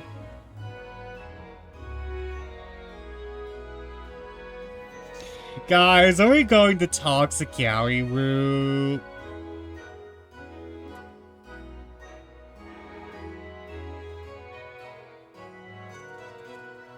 But I want to let him.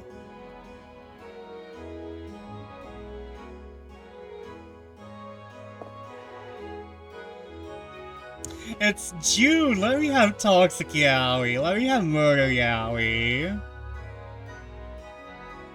Maybe he has a good reason for murdering people.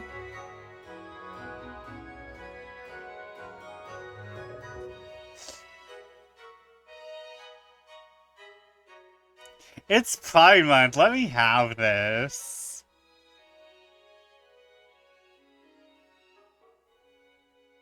I am kind of worried, though, that whenever these games happen, the male interest, the male love interest, is always the villain. I'm not sure if they're trying to be appealing to me specifically, but sometimes I do worry that that means something. Greetings, salutations, and furthermore, Moopsy attacks. Those of you who want to know if I'm still at Origins, yes, I am. Those of you who wonder if this appearance here conflicts with Origins, yes, so where else? Hi. Hello, RX. I hope you're having fun. And I hope you're having fun in between, like, if this is a break between games, I get it. Have yourself a very nice break. I hope you're eating really awesomely. Having that good food.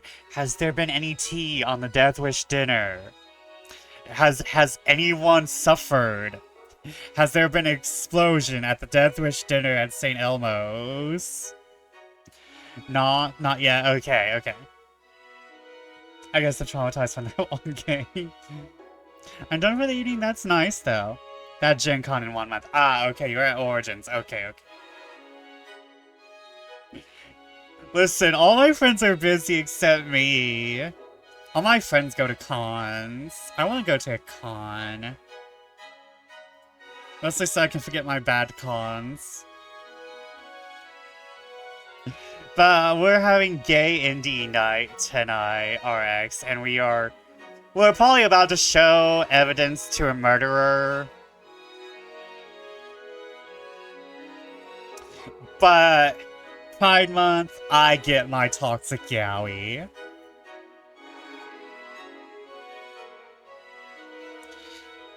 Toxic Yaoi for free? Because we think he's hot, I guess. I want my strange, weird, fey murderer boyfriend, okay? I don't know, maybe he'll help. Oh, and also Nick has,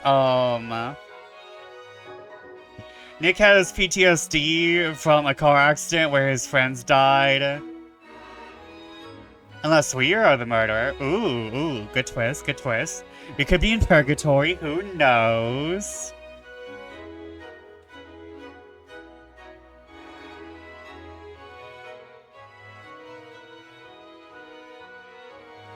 I still think Felix could be like our dark form.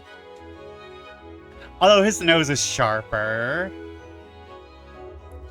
But like, I still think like the hair is like, you know, you're too angular not to be evil. His face was aquiline, thus he was evil. Yeah, you're right, you should come in and see it. Felix stepped inside and went to sit on the couch. He leaned forward expectantly, slender arms flopped on elegantly crossed legs. Pulled the video up and handed him my phone.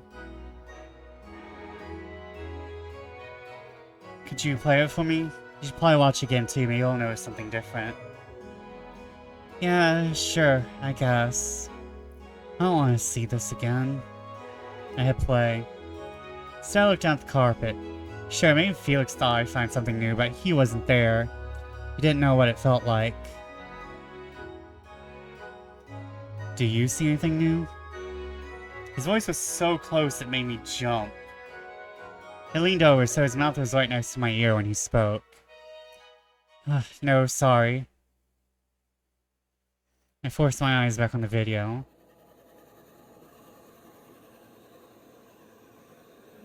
I'm loosening the noose now.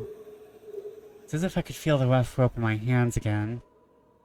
Sliding the bag off his head. Tyler was still gurgling and twitching. Every time I thought he was dead, he would move again, spasming and moaning. Oh yeah, by the way, RX, if you... I have the content warnings pinned. So if you're not, if you get all the stuff in the content warnings, do not be afraid. I don't know, I guess I don't mind a lot of shit, I guess.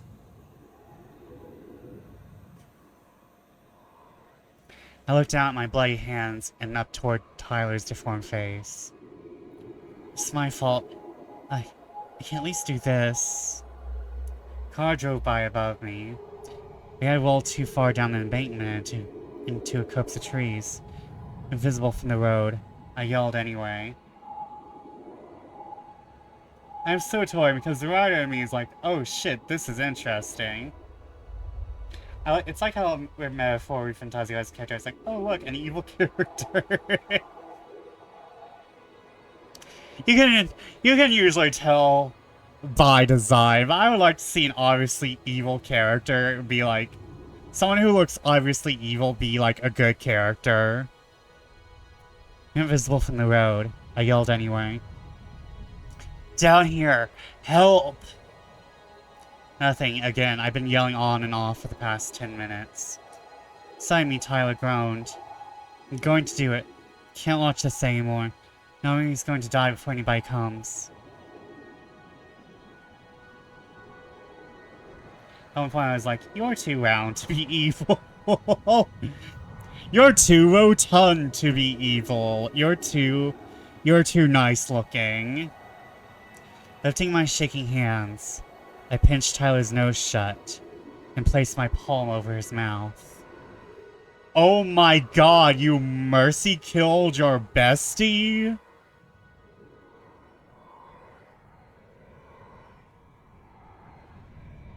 It won't take much, he's already gonna die. Just suffering.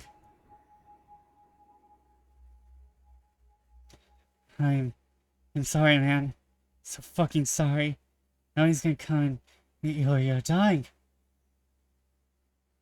I fucked up. Now this is all I can do.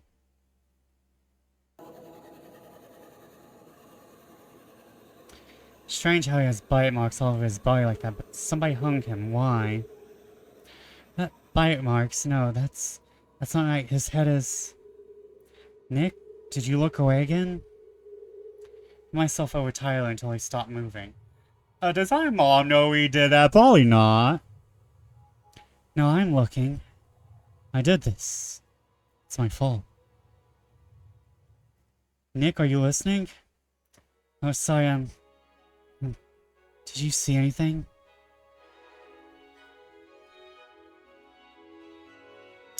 I can tell you the man is Mr. Nash, the caretaker of this property. Father hired him about 3 years ago. Shame, really. He stared off at the wall, shaking his head in disbelief. He worked for you, then Grayson. Oh, his daughter? Yes, I know her. She was the one screaming on that video, wasn't she? I picked up the couch cushion, not wanting to look up. Yes, that was her. An unfortunate way to find out a horrible thing like that. Sure, there's something I could do to help. That's why we should look to see if someone has a working phone. Look, I know someone up here has to be the murderer, but I can't just sit here and wait for the road to clear. Thought Felix was going to kiss us, and we thought we were going to give our friend mouth to mouth. Then we just do the mercy kill thing.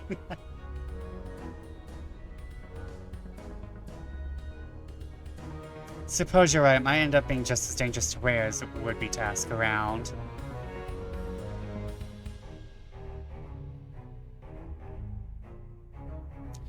Met Felix outside and we started to walk over to the nearest cabin, which was about a half-mile away.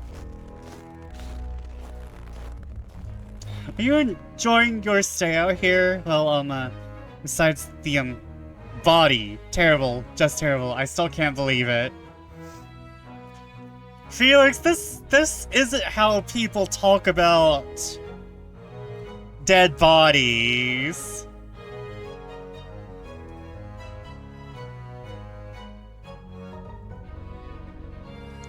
Well, it does, look, nice out here. So your dad owns this place? Well, I don't need to talk about the body anymore, just have to focus on finding a way to get the police out here.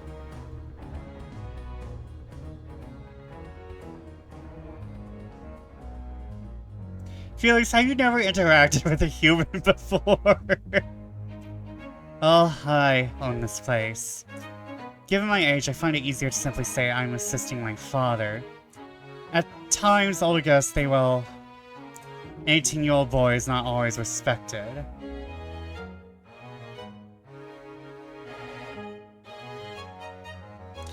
It's part of why I hired Mr. Nash to assist in day-to-day management. Then he just had to go and get himself killed. Going to have trouble hiring anyone new.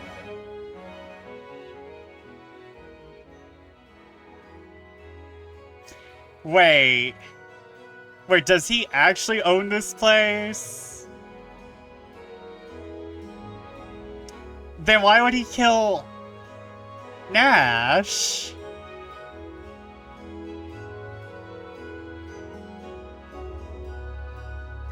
That would not benefit him. Are we dealing with some Dracula shit?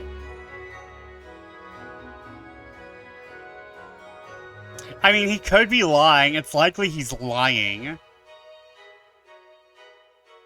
His expression darkened as he spoke. That's kind of cold, man. He literally just died.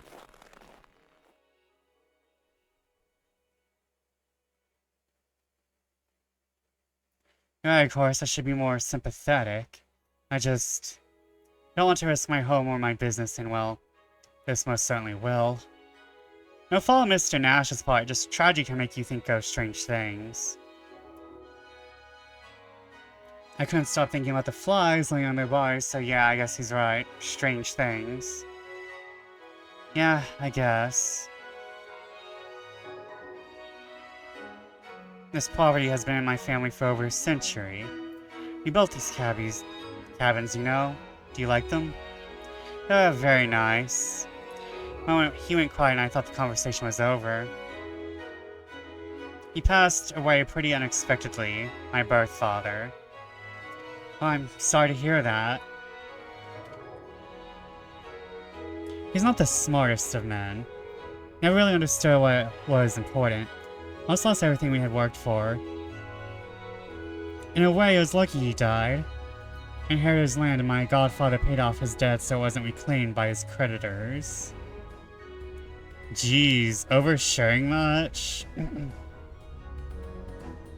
So, your godfather gave you this place after your dad died?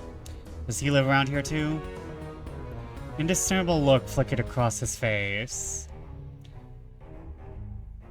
He did not give it to me. This place has always been mine. And no, not anymore. Just trying to sound interested in your complicated ownership story. No need to look annoyed. And we have ads.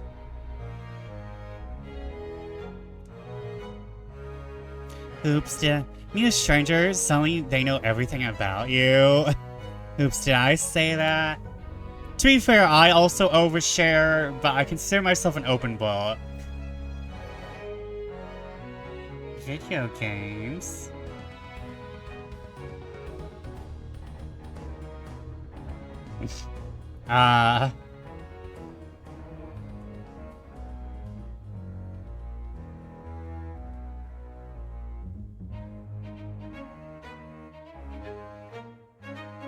He's suspicious as hell, but I will give him that, yeah.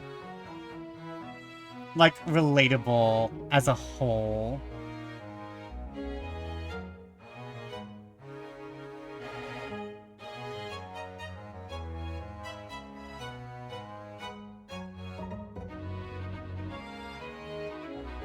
Let's see here. Okay.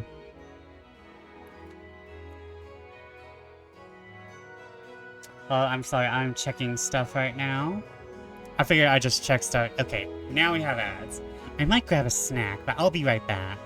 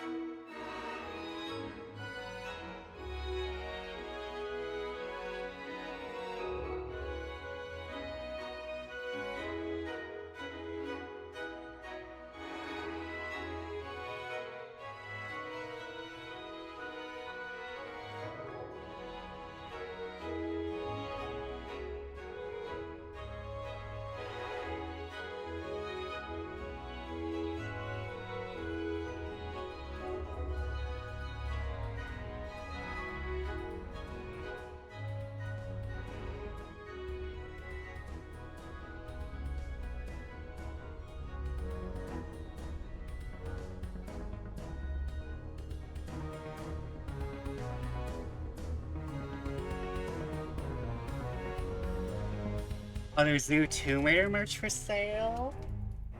Nice. Also, I'm not sure if I asked this. But RX, I hope Origins is going well. You have any stories to tell today? Or anything interesting happening? I'm not sure if I asked that. My short-term memory is shit.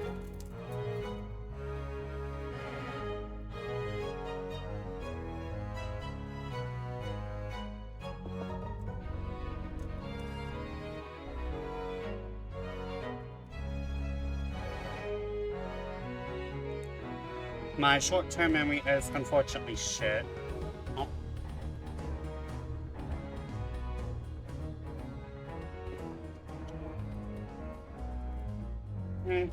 True.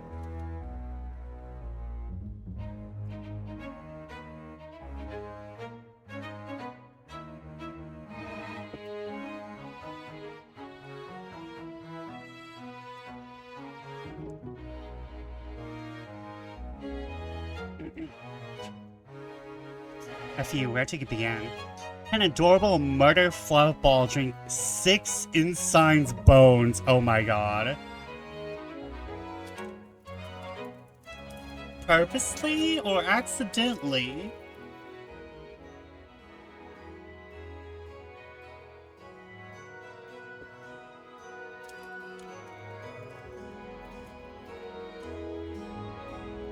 Sorry, I am just going through these crackers.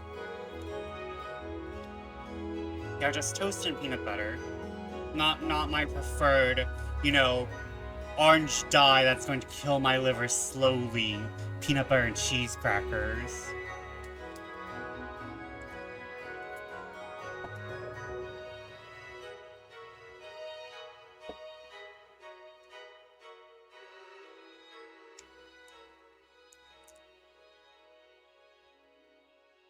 The meeeeee is a bonivore. They went afoul of it, so whoops. Oh no.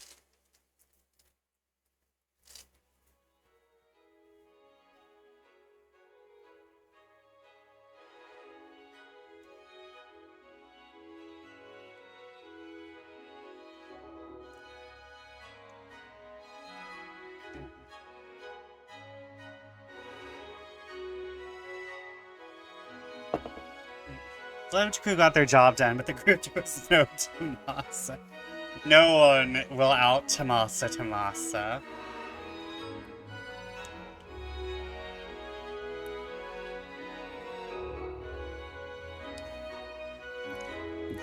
Was the grifter at least grifting this time? I remember you saying, the last time you held this job, the grifter didn't even grift. Also, when you say meeeeee, there's a certain creature I'm imagining from Chrono Cross. I know it's not the meeeeee, but for some reason, it's what I'm coming up with. A Chrono Cross.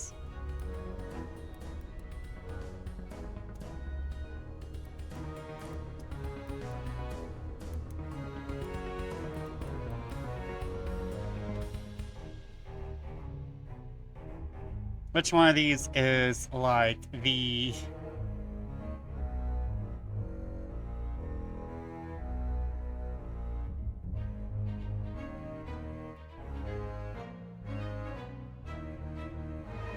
Which one of these is the rabbit? Because that's what I'm imagining when you say meeeeee.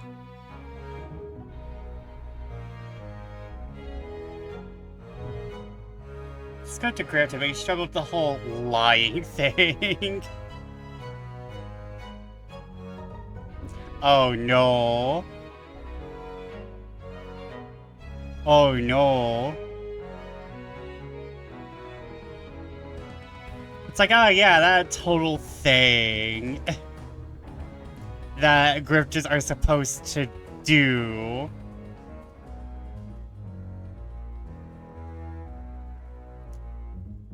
Is this it?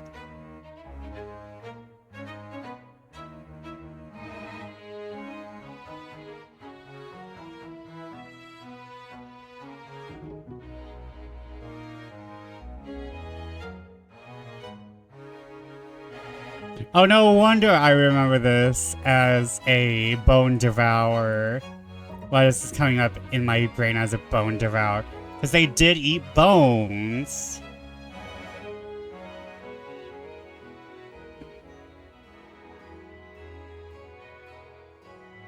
meeeeee lower decks. I also created an asset in the mark. Latently bi-curious. Oh my god, I love that actually.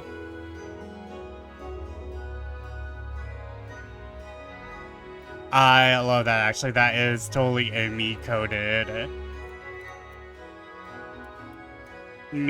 asset.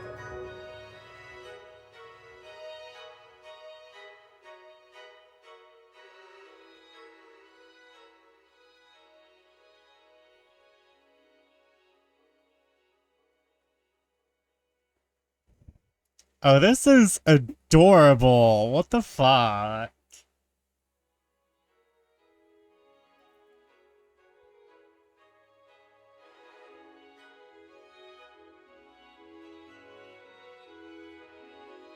This is fucking cute. What the hell?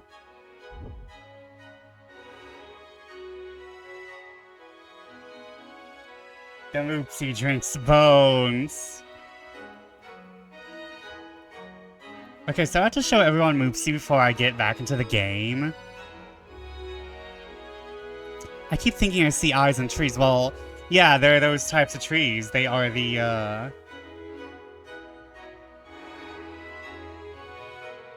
same ones on that pillow. I think that might be a design choice. Okay, so for everyone, this is Moopsie.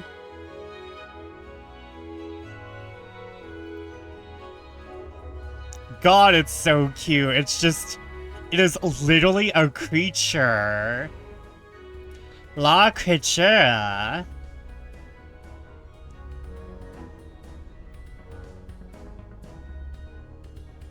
I would like 500 of them, thank you.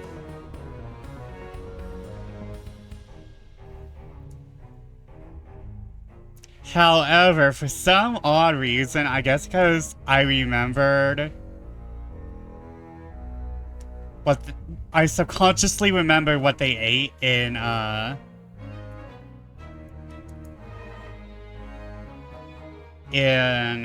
it says Moopsie in an adorable voice. Oh, for some reason this is who popped in my head.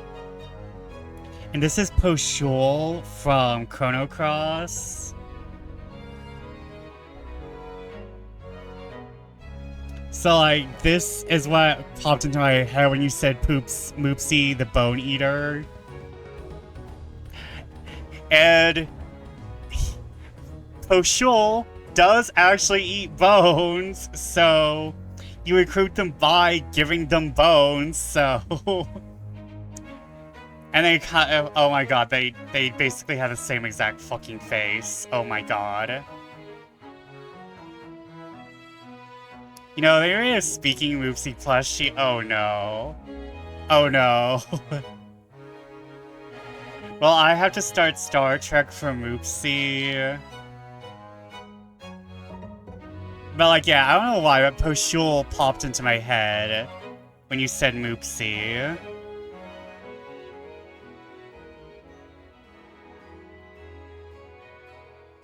Like, looking at them, there is a very... there is a design line, I think, somewhere. I could imagine a Digivolution.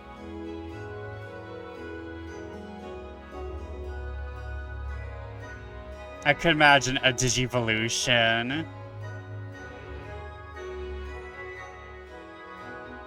I kind of want all of them together now. I want all of them together now. Moopsie and Poshul. Okay, but I should actually get back into the game.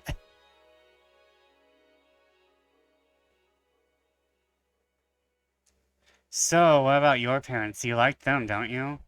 Do you? Looked at me intently, as if eager to know my response. Yes, I like them fine. No arguments, no misunderstandings. They haven't done anything to hurt you. What's this fable shit you're putting on me, Felix?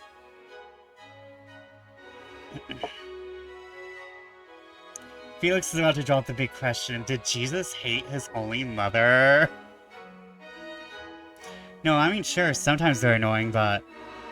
My mistake, then. Oh, wait, do you just kill parents, Felix? Felix, do you just kill parents?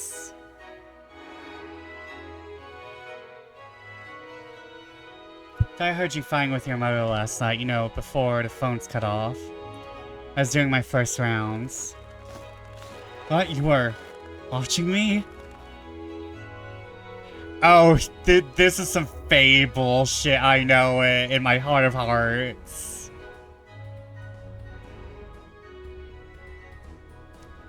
No, not at all. You were just fairly loud. I was curious because of my own experiences. I know what resentment like that feels like. Well, it isn't that. She just thinks I can't handle myself. It's not the same.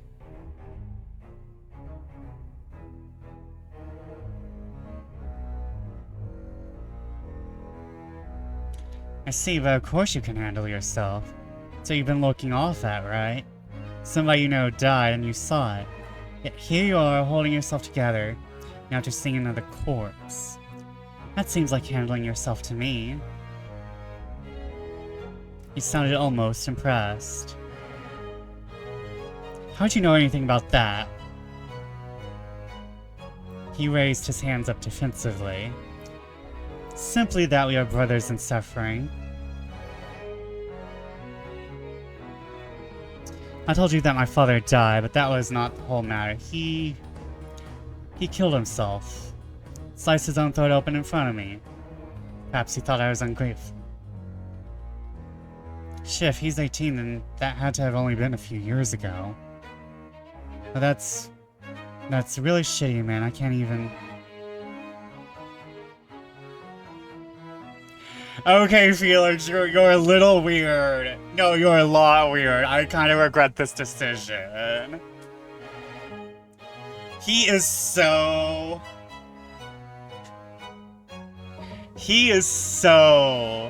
Nagito Komida coded.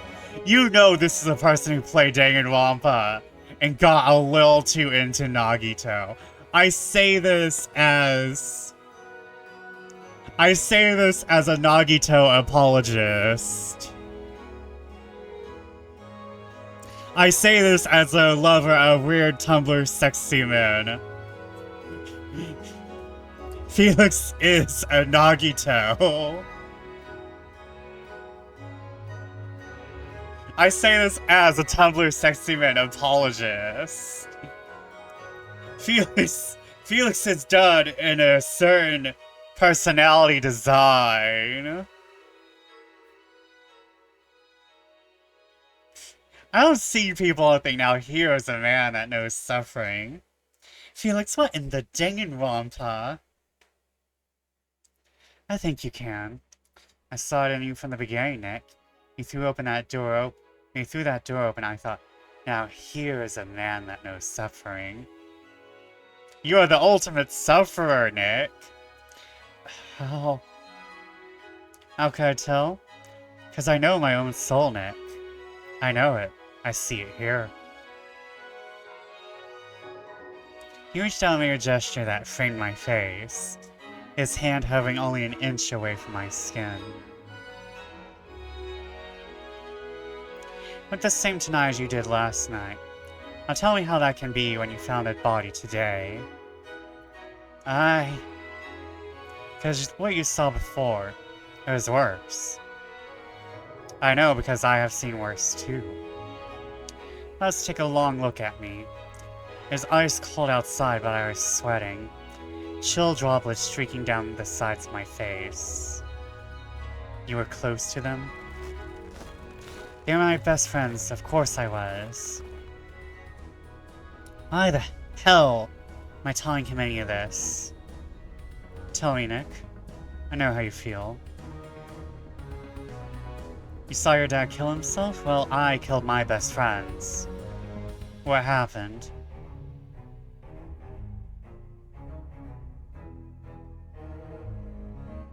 I wanted to go up Bree, so I asked her to this graduation party, you know? Tyler, he wanted to be my wingman, so he came along for the car ride instead of meeting me there. Wingman? Yeah, you know a friend who helps you get a date?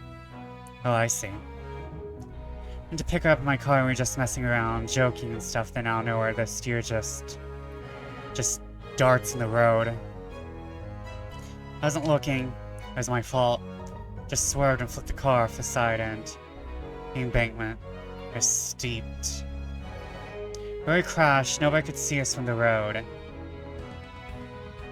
Are we sure it's a deer? At this point, I'm not sure of anything. You were there for a long time? I didn't say anything to that, instead looking off to my right. That was when I saw it, a bright splotch of red in the white snow. Felix, do you see that? Pointed out to him and he furrowed his brow in thought. From the deer, perhaps? There's no way, this is too far away.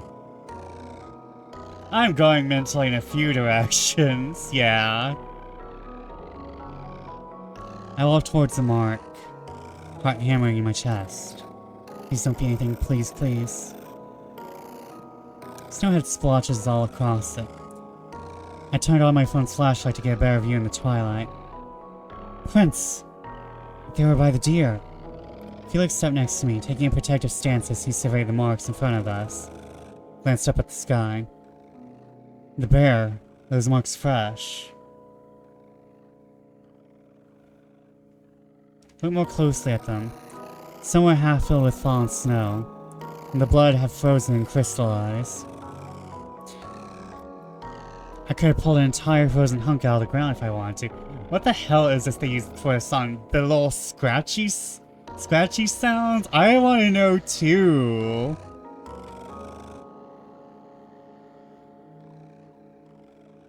Maybe you can like ask one of your discords.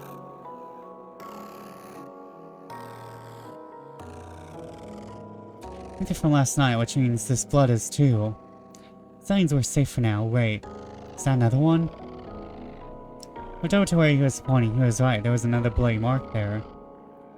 The prints were prowling right toward it. This must be where Grayson's dad was attacked. At least I hope it was. Not so sure, Nick. There's also a third one. And the prints, aren't they moving toward the cabin and not off into the woods? Now we reach the second mark. We'll see the third one. Along with the roof of another cabin over a snowdrift. He's right, whatever caused these prints is walking towards that cabin and away from the woods. Felix kneeled down next to the closest mark. Picked something up and showed it to me. Sharp piece of bone covered in bite marks. The more I look at these, the more I think those prints. Nick, does it look like a bear to you? I wouldn't exactly call myself a bear expert. Stein turned back toward the cabin. Well, I know where his tastes lie. Stein turned back toward the cabin. Never mind. Suspect we may find more of an answer there. Just toward the building, I felt a shiver run down my spine. The prints and the bloody marks, it's all going that way. We could just go back, you know. Oh no. I don't think there was any going back now. Besides, I have to check on my guests. Something has happened, well, I'd have to be the one to report it, wouldn't I? Didn't wait for my answer. Just stood up and walked around the snowdrift that was blocking the cabin from view. He's just like, huh?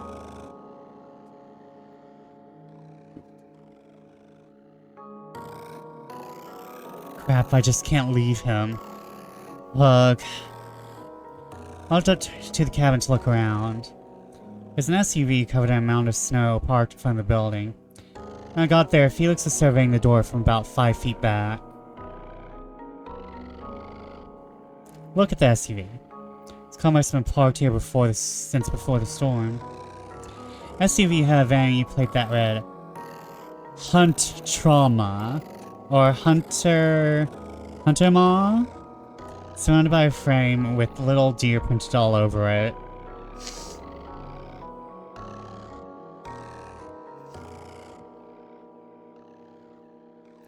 It might be Hunter Mama, but it also might be Hunt Trauma.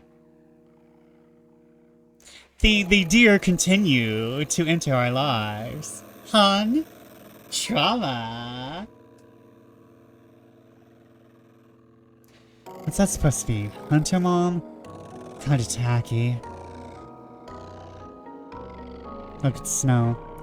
The clean pins we had followed here led up to the cabin, but coming out. Oh no. Pins were thick with blood. They were so deeply saturated that there were entire frozen pools in their wake. Huge droplets scattered in the snow between each gory step. Go to the cabin door. Door is hanging open, hinges creaking softly at every gust of wind. Felix is eyeing it, looking concerned. You don't have to. He pushed on the door hard enough to send it flying open. The already battered top hinge gave way. The door moaned as it thudded to a lopsided halt against the wall. Ugh. I gagged as a deeply unpleasant metallic tang filled my nose and mouth. Is this how the squad is formed? We all discovered bodies together.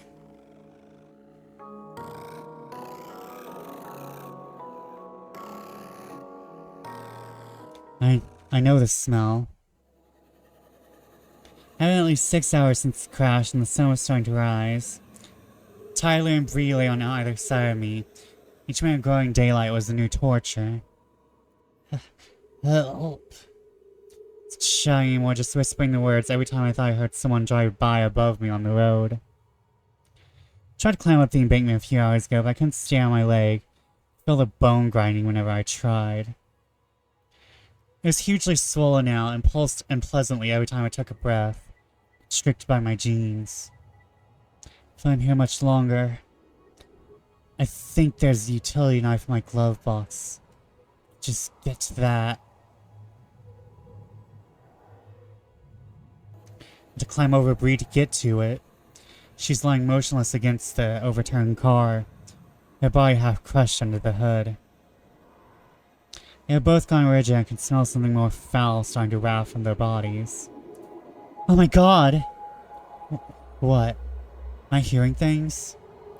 I turned my head toward the road and saw a man standing there with a bike. Hang in there, I'll get help. Sure, help. I'll stay down here for what, another hour? For the rest of my life? Hands were brown and crusty with dry gore. I stared down at them and said nothing.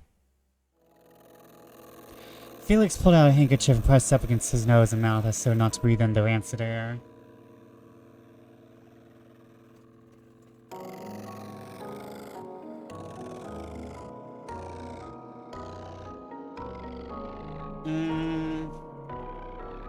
Ask him if he has another.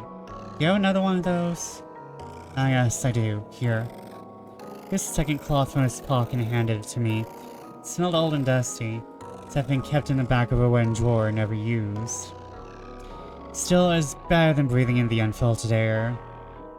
Felix stepped inside and I followed close behind him. Is that a body? It's hard to tell, it had been so mangled. Hunks of flesh were scattered across the floor. Oh, he looks terrified. Okay, he might not be the culprit. It's hard to tell, it had been so mangled. Hunks of flesh were scattered across the floor. I'm glad Grace isn't here to see this, but she's alone now and there's more than one body. I don't know who this is. Nobody was renting this cabin out. He swiftly walked over to take a closer look. Look at the cabin. The whole cabin was ruins.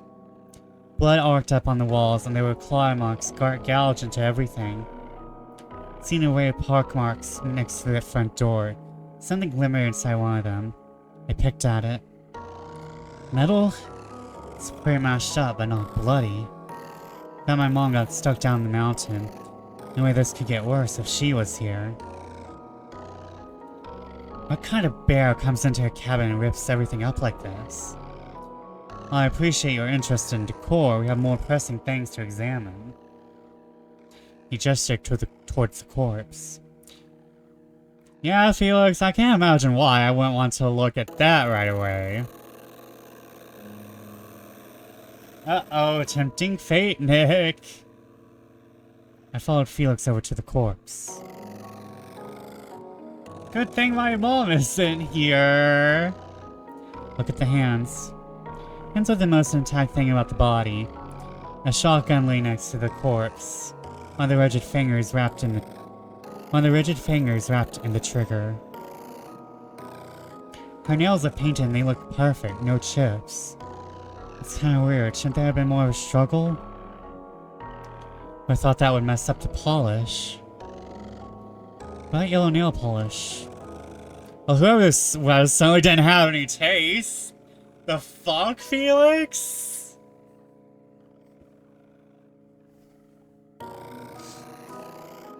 Damn, girl is dead and she's catching strays still. My girl is dead and she's still catching strays. That's needlessly judgmental. I don't know, it probably looked pretty good when there was a whole unbutchered person to go with the hands. When there was what? A plaid shirt to go with it? Because that's the most important... Yeah, because that's the most important thing to look at here. He looked up at me sharply and smiled.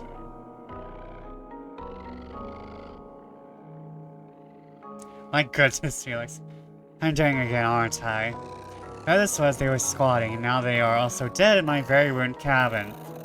No, I should be more compassionate, but this place is my life. Look, all I'm saying is, there's the gun right here, there. A person has been ripped apart, and you're going on about nail polish. I don't think the cause of death was a gunshot wound, do you? Give a wide, sweeping gesture that encompassed the bloody ruin of the corpse. Yeah, okay, I get it. You love your cabins and one of them's all messed up. Doesn't change the fact that a gun could be helpful. I reached down to pick up the weapon, and the mostly severed arm came with it. The final tendons detaching with a snap. A sucking, squelching noise accompanied the rise. The finger was still wrapped around the trigger. Slippery? No, I have to keep it together. There are other people counting on me now. Felix, can you pull that off? I stare at the ceiling, trying not to think about the swinging arm on the trigger. There was a snap, and I looked down. Felix had peeled the finger back. It was so rigid it had cracked when he pulled it off. Threw the arm back on the floor in distaste. You're welcome. Is the weapon of any use? I don't know, it's a gun. Maybe we can protect us from a crazed murderer or bear or whatever the hell is going on. So, is it loaded? Good point. I checked. It was double-barreled and there was a single shell loaded in the chamber. One was fired? Feeling safer? Is he mocking me? Yeah, a little. Felix, the fashion police. I mean, I can at least try to kill whatever did this before it finishes me off. Don't worry about that. You have me. What the heck is that supposed to mean? Is he planning on judging the bear to death?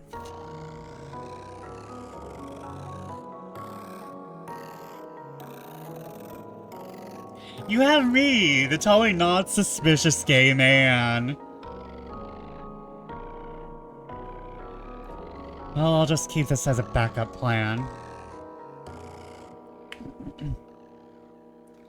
Looked back down at the corpse and could see there was something in the front pocket of the shirt. Fabric had glued itself to the exposed muscles above the ribcage. Bringing my gaze, I reached into the pocket. It was sticky with cold blood, but I did find a hard metal cylinder and pulled it out. A second shell. Suddenly, I heard her voice call out from somewhere outside the cabin, along with crunching of footsteps. Nick! You there? Nick! Wait, this car is... and that's blood. Turned towards the door, holding the shotgun loosely in one hand, my bloody fingers clutching the extra shell in the other. Grayson stood in the doorway, a shadowy outline in the growing dusk. Oh, hey, Grayson. Grayson, you're here. There's been another death. It was that bear. She didn't say anything, just stared. Eyes went from me to Felix, who had stood up and straightened out his vest. Then down to the mangled, faceless corpse. The car? No. Shouldn't be nowhere near here. She's in the city. She ain't never came back up since. She walked over, each slow step taking an eternity. She froze when she saw the painted nails, and started shaking uncontrollably. This is my mom. She stared with detached disbelief, and looked at the shotgun in my hand. That's her gun. I know it. That's hers. Maybe it's not, Grace. You said your mom was in the city, right? Maybe it's not. Does it got a little rose on the stalk? Yeah, it does. She looked like she was about to burst into tears, and a look of deep rage bubbled up on her face.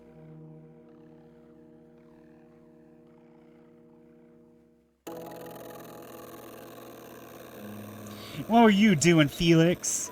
I saw you around last night when Why didn't you do nothing? Felix eyed her and sniffed distastefully.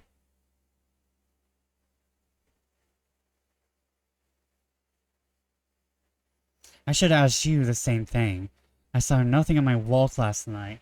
Last I checked, they were your parents. What were you even doing outside? Grayson, you were out last night too? Yeah, I was. I went walking. Need to get out of the house, so I left to cool off. Cool off from what? She looked incredibly sad and stared straight at me, so as not to see the body on the floor. I got in a real yelling match with my daddy. I just wanted to see my mom, you know, in the city. He's telling me he ain't never gonna let me go because he needed me here. I told him he should just drop dead, then I could go wherever I wanted, and I left. Nick, the last thing I told him was that he should die. Tried to stop me too, was telling me I was grounded and couldn't leave. I went to my room and left out of the window before he noticed. What did you do when you were out? Just walking around. I was real pissed, so I kicked up some snow and rocks, stuff like that. I went to Felix when he was being right rotten like he is now. Asking about how my mom is when he knows she left. She started shaking uncontrollably again when she mentioned her mom. She must be trying not to think about what's on the floor behind us. Yeah, to be fair, Felix looked pretty shaky. I mean, he could have faked it. And I sat down to think on one of them cabin porches. I must have fallen asleep. I get this sleepwalking thing real bad sometimes. Next morning I woke up at home. You didn't think to question your father's absence? He goes to town all the time. I figured he must have gone before the storm last night. While his daughter was missing.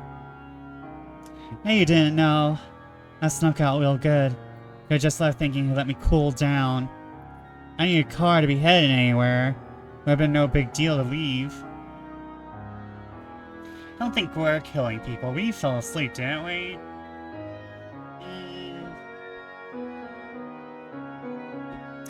I think the game is trying to... If it's Nick, then it's definitely purgatory situation. Because we kind of have Felix, who I'm guessing is going to be like our Tyler replacement. And we have Grayson, who is going to be like the Bree replacement. And like one of them's going to... Like they're both going to die if it's Nick.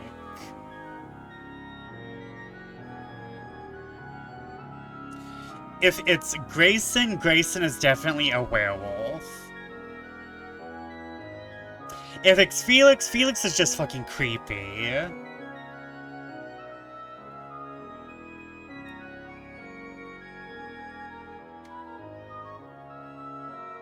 a likely story. Nick, you believe me, right?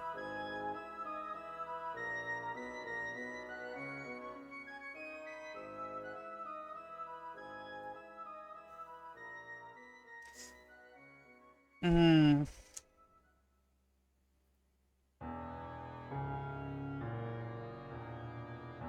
The main thing is, why would you fall asleep on a porch, though? That's like... I'm not saying this just to, like, be the toxic yaoi boy. Grayson literally just said she fell asleep on a porch. And none of these places seem to have an enclosed porch.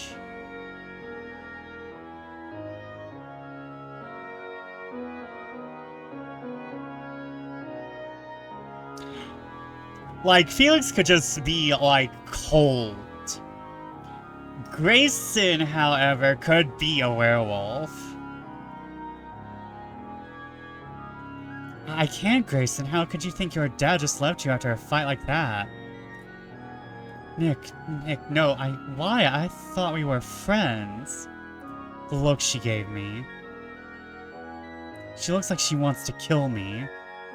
Took a deep shuddering breath and averted my eyes. Couldn't stand being looked at like that. Was how I imagined Bree and Tyler looked down on me from whatever afterlife they resided in. Look, I don't know if you're exactly lying, just some stuff is weird, okay? Felix, why don't you tell us what you did that night? Me, I already told you what I did. Think you owe us a little more detail than I walked around and looked at stuff. That was insolent. Grayson must be rubbing off on you. So what did you do last night? Yeah, what the hell you been up to, Felix? I saw you slinking around. Very well, I went to look around the property, as I do, quite often. He stared rigidly, his voice clipped and sour, as if this entire thing were a massive waste of his time. First, I went to visit Mr. Nash to see if there was anything that needed to be attended to. Thought the better of it when I heard his hysterical daughter really on the wanting to murder him because she couldn't go on a trip. That's not what... Do you want to know what I was up to or not? Grayson mumbled something under her breath, but didn't continue to argue. I decided to check on the patrons staying here. Before I visited any of them, I ran into Grayson again, this time sitting in front of a vacant cabin pouting. Actually, it was this cabin, to come to think of it. What? Grayson was at this cabin last night? Oh yeah, you're right. I guess it was this one, but I must have left before anything happened. There was no car here. Can't speak to anything that happened after I left, but Miss Nash is correct. There was no car when I came across her. There was no car here when I came across her. I continued my rounds, or rather I intended to, but I ended up waylaid at my first visit. A gentleman staying down the road by the name of Mr. Booker invited me in to talk, which is when the snowstorm hit. He's complaining about bears getting into his garbage. No, that's wrong! I got stuck there for the duration of the storm. Once cleared up, instead of heading home right away, I decided to make one more stop. There's a new guest here and I wish to welcome them. That would be you, Nick. Yeah, you did come to see me. But one more thing. I ran into Mr. Nash while he was out looking for his daughter. Why didn't he say anything earlier? You ran into my daddy? It was you. You killed him. Oh, please. If I had, why would I be telling you about this now? No, he was looking for you, and I told him where to find you. Here, at this cabin. Also mentioned something about his wife. I believe he made a call to her about your disappearance before the lines went down. You didn't go with him? Why would I? I want no part in family drama, particularly if it isn't my own. Don't you find it suspicious both of them go to where Miss Nash was that night and turn up dead in the morning?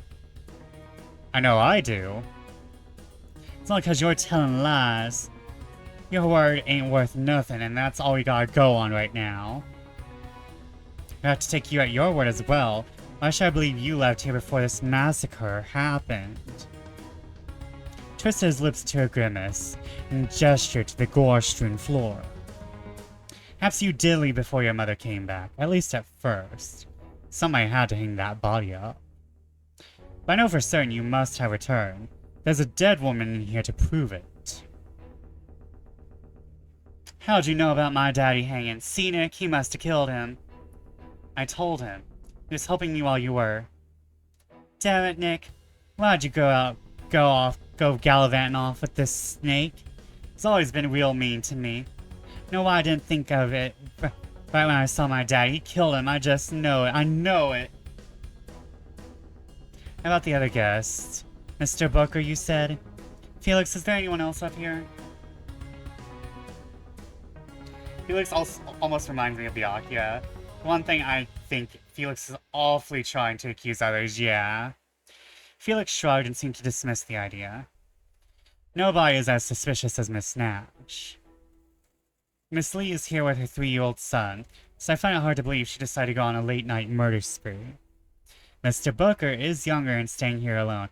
He is, not in the best shape, to put it mildly. Honestly, I thought he was the dead man when you first told me you found a corpse. Finally, there are Mr. and Mrs. Lloyd, a retired couple who drive in from town to go on walks. Came trapped up here because of the storm. I find it a bit ludicrous to suggest some retiree slaughtered a woman, a shotgun, and hung a corpse from a tree, don't you? You thought one of them could have done it earlier tonight. Out of an abundance of caution. It was also before you found Miss Nash, butchered in the cabin her daughter was sitting in front of earlier in the night. Someone's definitely responsible for this. There are so many things that don't add up.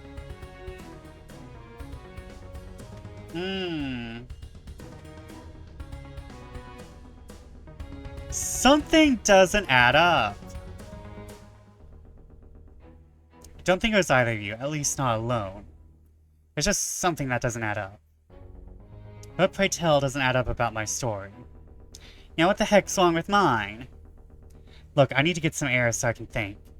Can we not talk in here with that, yeah? Can we just not talk in here? I ain't going nowhere and I didn't kill nobody. He did, Nick. He's gonna get you next. I'm gonna help you. She rushed at me and grabbed the shotgun in my hands. No, she's going to try to kill Felix. Nick, she wants to kill me. See? She's a cold-blooded murderer. Shoot her. Grayson rushed over and grabbed the gun again, successfully this time.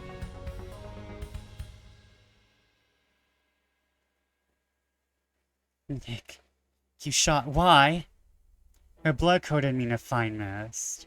She toppled to the floor, shotgun pellets sizzling in her flesh. Grayson, no! I tried to yell, but instead I stood there, silently looking down at her dying on the floor. My expression was cold and lax. She stared up at me, chest heaving, the rattling of her breath growing more and more shallow, till with one final gasp she stopped moving. I was worried you wouldn't do that for a moment. Good boy, listening to instructions. He walked his fingers along my shoulder, then wiped away a spatter of blood on my cheek. Oh no, this is the toxic yaoi part. Oh no! Toxic yaoi, oh no! Why can't I move? And I shot Grayson? I can feel you thrashing around in there, Nick. I have to let go for this to last. Why would I do that? Grayson is... I have to kill this guy. Grayson is dead, Nick. It's only us now. No, he's done something to me. I can't... Yes. Now we can finally be alone. The words fell from my mouth with nothing but apathy, even as the pull under Grayson's body spread around the soles of my shoes. Time to go, Nick. No. My jaw felt like it was going to break, spitting out that one word, but I had done it. I'm going to tell you once, Nick. Pick me. Fall into my voice. Drown in it. You do that, and you'll feel anything but contentment. Abandon your regret. Maybe one day I'll even let you out again, just as my master allowed me.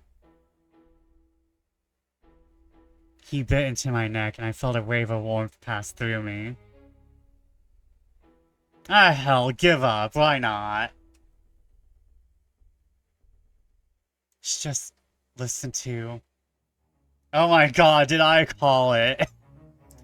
I slumped down into his bite and felt a warm trickle of blood drip down my collarbone. See? Isn't that better? Everything is fine. Come.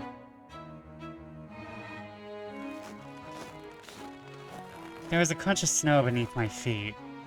We were outside now. I looked up at him and he gazed down at me, benevolent and understanding. Shadow Grayson's face floated into my mind's eye, and Tyler and Bree followed. All of them stared at me with an accusation in their eyes. I whimpered. Oh no, that won't do. Go deeper, where they can't find you. Here. He gently placed a hand on my shoulder and stared directly into my eyes. I felt myself falling into that gaze. It's as if a cavern opened up in the back of my skull, a place of darkness and safety. I knew Felix was in there waiting for me, arms outstretched. I need to go there. I'll be safe there. Help keep me safe. Let me take your pain. I can suffer for you. There's no need for you to destroy yourself with grief. I was suffering? Felix smiled. You were, but no longer. It's over now. Forget. You're much more than those old memories. Would you like to see your new home? I have a home? With you? Of course you do. Ever since the death of my master, looking for someone like you. Someone who is special. Someone like me.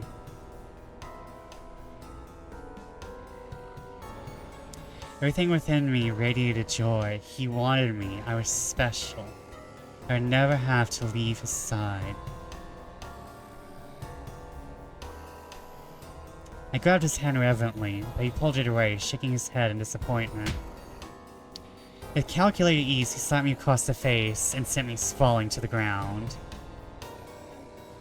I landed in a crystallized pool of blood, my hand pressed into an old paw print. You do not touch me unless I give permission. I'm sorry, please. Don't leave me. Tears streamed down my cheeks. If he leaves me, I'll be alone. Those faces, they'll start looking at me again. He bent down and looked at me straight in the eyes. I started to reach out, then hesitated. Permission.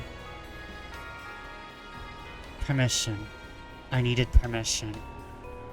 Felix smiled and reached out, twirling a piece of my hair between his fingers before offering his hand to me. See, that wasn't so hard. Here, let me help you up. I grasped his hand and everything was right once more. He pulled me up and I stood there, gore spattered and beaming. Now come with me and I'll show what it is like to be free. I'm already free. Of course you are, because you are mine.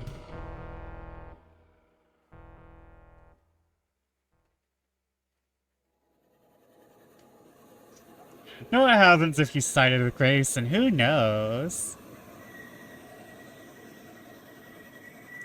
Because I made no fucking save points. Is she also a vampire? I think she's the werewolf. Or werebearer.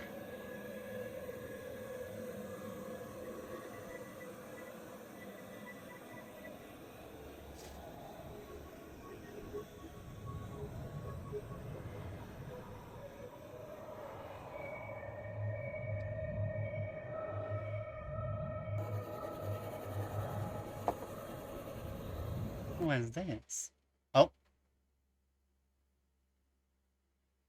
So he's still... Well... We could play again.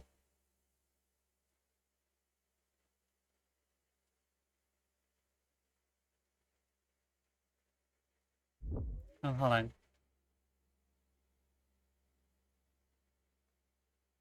Oh, there's going to be a sequel in the future.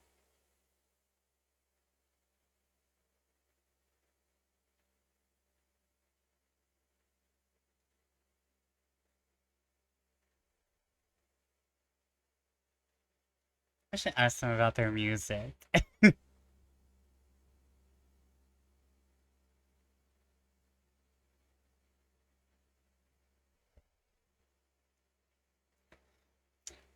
You know what? We could... I'm gonna be honest, I have a lot of stuff to do. Hey, you made some scary music. I try to make scary music. What was that growling thing I heard?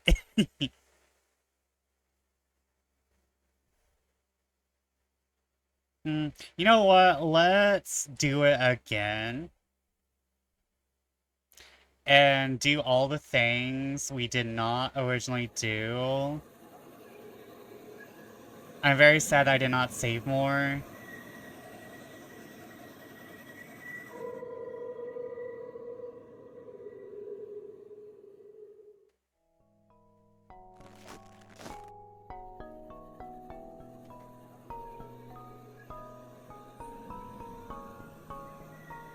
Okay, skip. Respond. Skip. Look at the head. Skip. Brush away the snow. Skip. Don't look anymore. Skip. Go with her. Skip. Stop her. Skip. Examine the ground. Skip. Examine the body. Skip. Cut him down. Skip. Look at the torso. Skip. Look at his hands. Skip.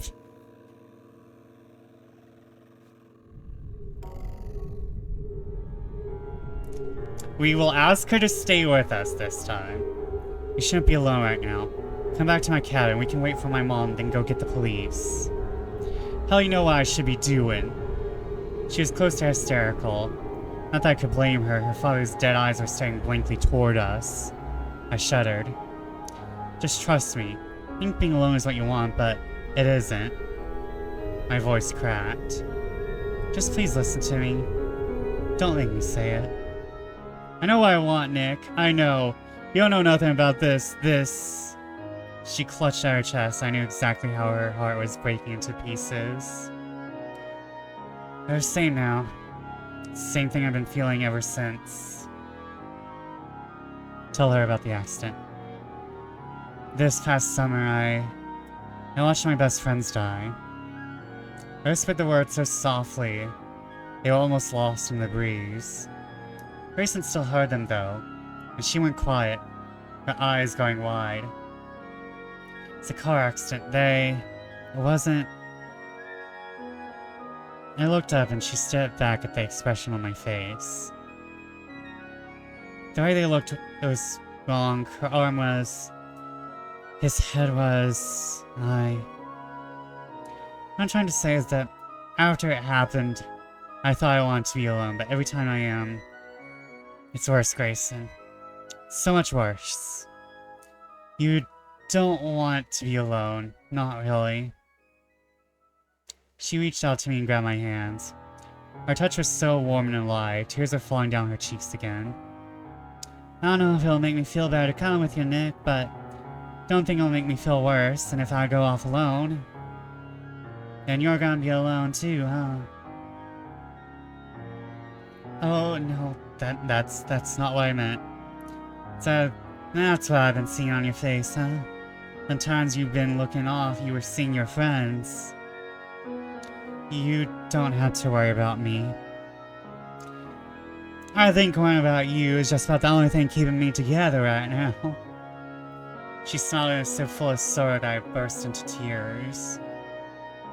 Why am I crying? It's her dad that's dead. Had 4 months to get over my crap. This is so embarrassing. Come on, let's go back to your cabin. I'm sure I got lots more crying to do myself once we get there. We all look back in silence. Occasionally one of us would take a shuddering breath, leaning into one another. She broke down twice, and each time I stood there and let her sob into my shoulder. And make sure we avoid that, dear.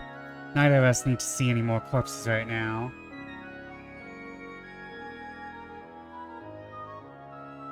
We got back to the cabin, the lights were still on. Left the TV on in the bedroom, and I was playing a talk show rerun. I'm glad I forgot to turn everything off. Don't know I could handle it being quiet in here. I guess that could also mean she doesn't remember. Yeah, Felix is purposely a vampire. Well, not purposely. I think Felix might have been turned against his will, and that might have traumatized him.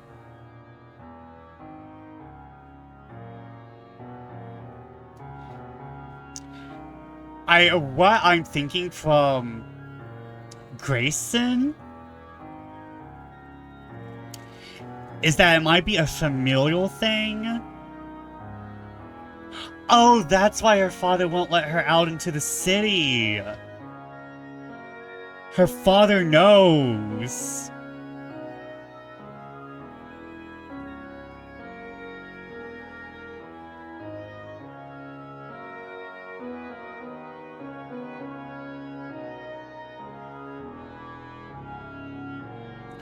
And this is why they hate each other. This is why they hate each other, because they naturally do, because vampires and werewolves just dislike each other on an inherent level. So Grayson may have gotten mad and killed her family in a rage as a werewolf. And she woke up and didn't remember. Yeah. Yeah, that's the vibe I'm thinking.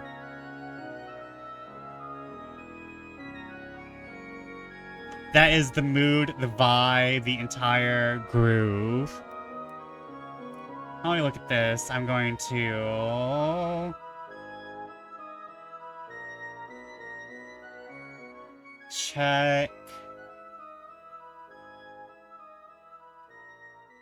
Okay.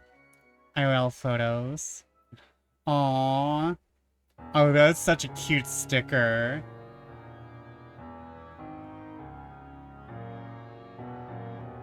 Hold the fuck up. I'm the fuck up. Hold me.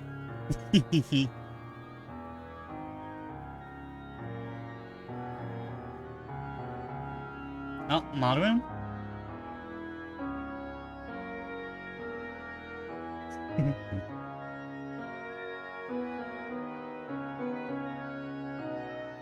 Okay, we know that's the thing. Okay.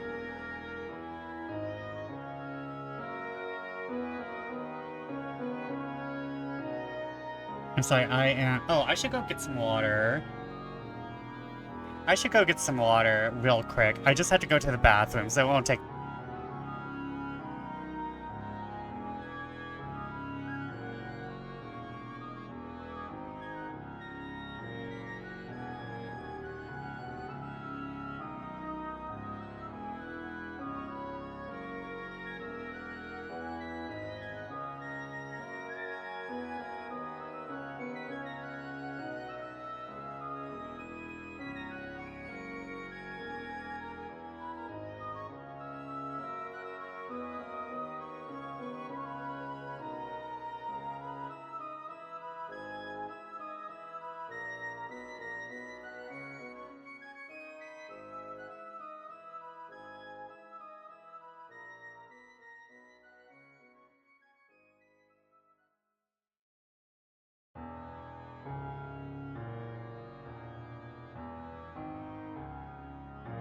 Back.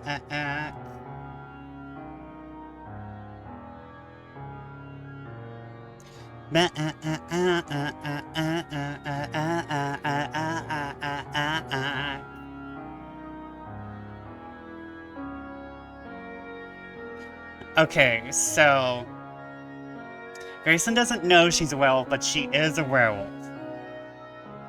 Felix knows he's a vampire, but I personally don't think he's involved in the murders. Yeah, I don't think Felix is the one who did the murders. I personally think he just, he is willing to make use of the murders.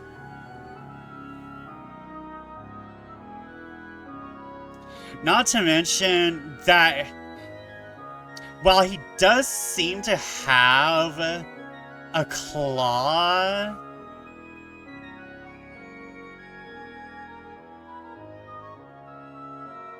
while he does seem to have claws, I don't think he could have done. Maybe he murdered Grayson's mom, but I'm pretty sure, if anything, Grayson killed her own father. However, her father might have been hung up by Felix. But I would not be surprised if there's a third party here.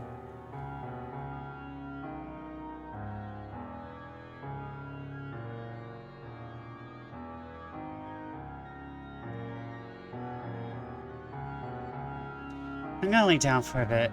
I slept real bad last night now, well, it's alright if I use one of the beds. Yeah, sure. Can I leave the bedroom door open? She nodded. So as long as it's alright to leave the TV on, I'm thinking it helps. Yeah, I think so too. She went really over to that main bed I slept in the night before, curled up in a ball, her head buried in the pillow. Pulled out my phone and saw the video app was still open. I closed it out and pulled up a cheery-looking bubble-matching game. Perfect, I can just zone out and try not to think. Hours passed that way. I watched colored bubbles in the living room and looked over at Grayson every now and then.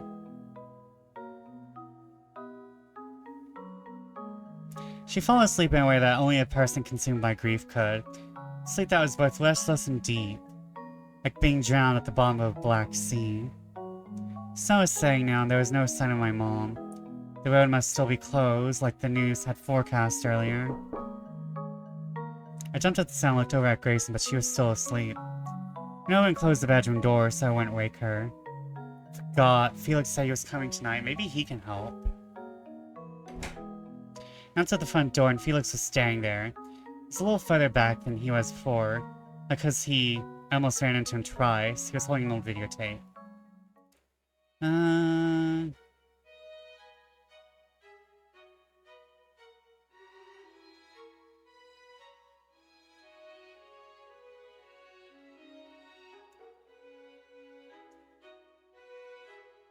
Okay, I'm not reading all this because we've already experienced this.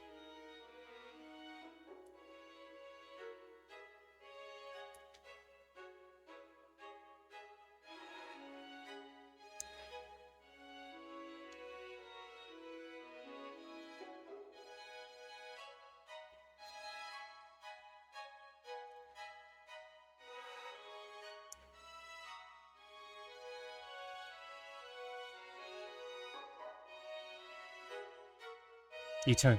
Okay, yeah. Pictures, question marks.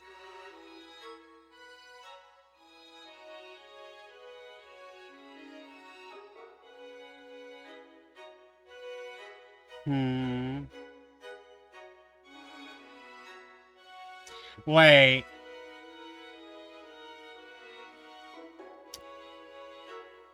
We should refuse to show him the video. Felix might be the one doing this, cutting the phones and stuff, maybe. We need to see if we can catch him in a lie later. You really don't need to see it. Wish I hadn't made it. I need to know someone hung a man. Police can deal with it. I'll show it to them. Felix annoyed. Come on, man, you know you really don't want to see it. This is my father's property. I have every right to see what happened on it. Show me the video, Nick. Maybe later. I really don't want to do it right now. Makes me feel sick just thinking about it. Fine, fine. Have it your way then. Relax. I didn't really want to relive that awful moment again.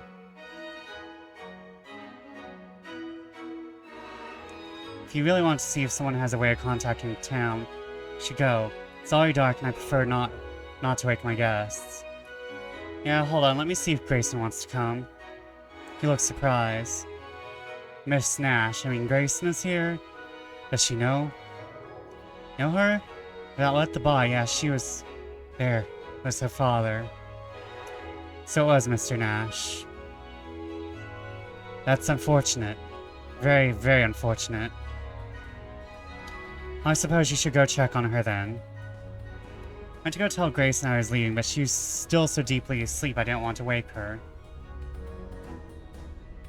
She probably won't be able to sleep like that very often anymore. Not with what happened. Better not bother her. Okay, I think I'm going to save here.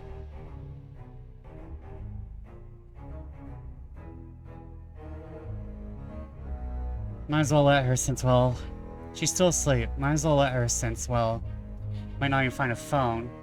Don't want to get her hopes up. Very well, shall we? Leave her a note. Sure, let me give a second to leave her a note and we can go. I scribbled out a quick note and left it in the middle of a small dining table in the front room. I went Felix to look for a way to call the police. Be back soon, Nick. Met Felix outside and we started to walk over to the nearest cabin, which was about half a mile away.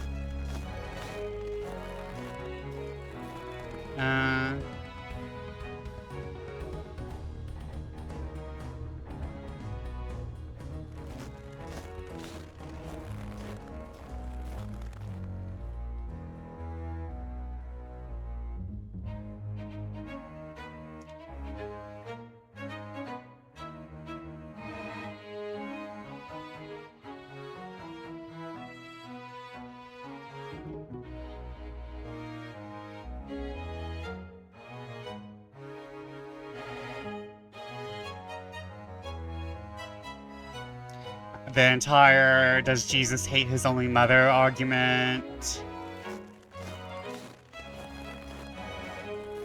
Gotta go to bed. I have a big day tomorrow killing PCs. Good night, or sleep well, dream well. And I guess may the fortune be on your side. We don't have a lot of DMs killing PCs nowadays. You know what? There needs to be some more dead PCs out there in the world. So, may your rolls be good. But good night, sweet dreams. I hope the rest of Origins goes well.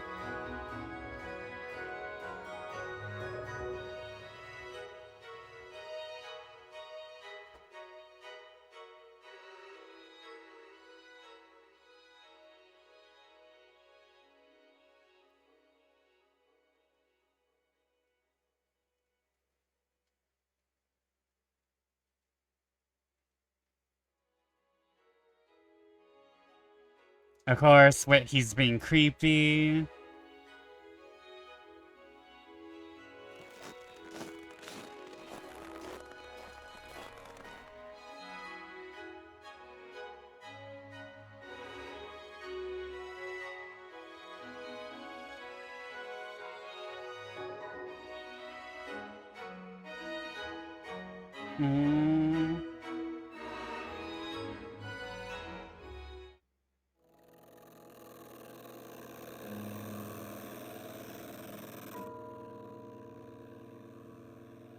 Okay.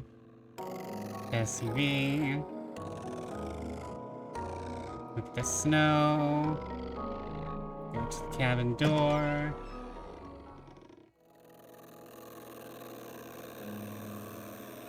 Okay, hold up. Log. Oh wait, no, this is the...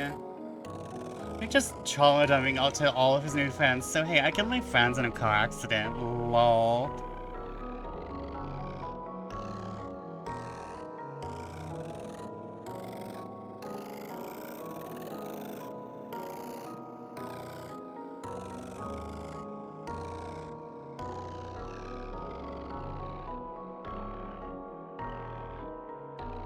Look at the head. Face had been reduced to ribbons with deep red gouges. No way I could tell where their eyes used to be. Was the right ridge of an exposed brow, bone above the eye socket. Entire lower half of the jaw had been ripped off from the rest of the face. That she lump over there might be the rest of the jaw, not like it matters. The body. A woman? Can't even tell it's so badly. Then I saw it. Lump of fat sagging across the torn open chest. Remnants of what must have been a breast. Took a step back, taking in a deep, shuddering breath. Dropped the handkerchief they had handed me in a panic. Fell to the floor and landed in a congealing pool of blood. Felix watched it fall and then lazily lifted his eyes to my face. Ah crap, I just asked for that too. Hold on, wait. That was monogrammed, a gift from my father, now it's soiled. You should be more careful with my things. He turned back to look more closely at the body. Sorry, my bad, Choked as the scent of stale excrement overpowered me. Intestines hadn't been ripped out. I had done it, chewed them up, leaving bits of their contents scattered around the corpse. Took everything I had not to vomit. The stench was so thick, this close to the body, it was as if it was coating my tongue. I swore I could taste it. Just like Tyler. His body smelled like that too. Without even looking back at me, Felix pulled out a tin and offered it up. Are those mints? Put one in your mouth. Should help mask the smell enough for you to stop gagging. Wouldn't have you to do vomiting all over the scene, or in my shoes for that matter. Guess it wouldn't hurt. I took a mint until he offered tin and put it in my mouth. Oh! Felix gives us a lot of items, huh?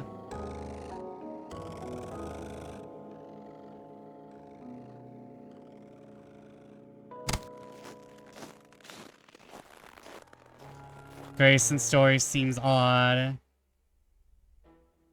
Something doesn't add up.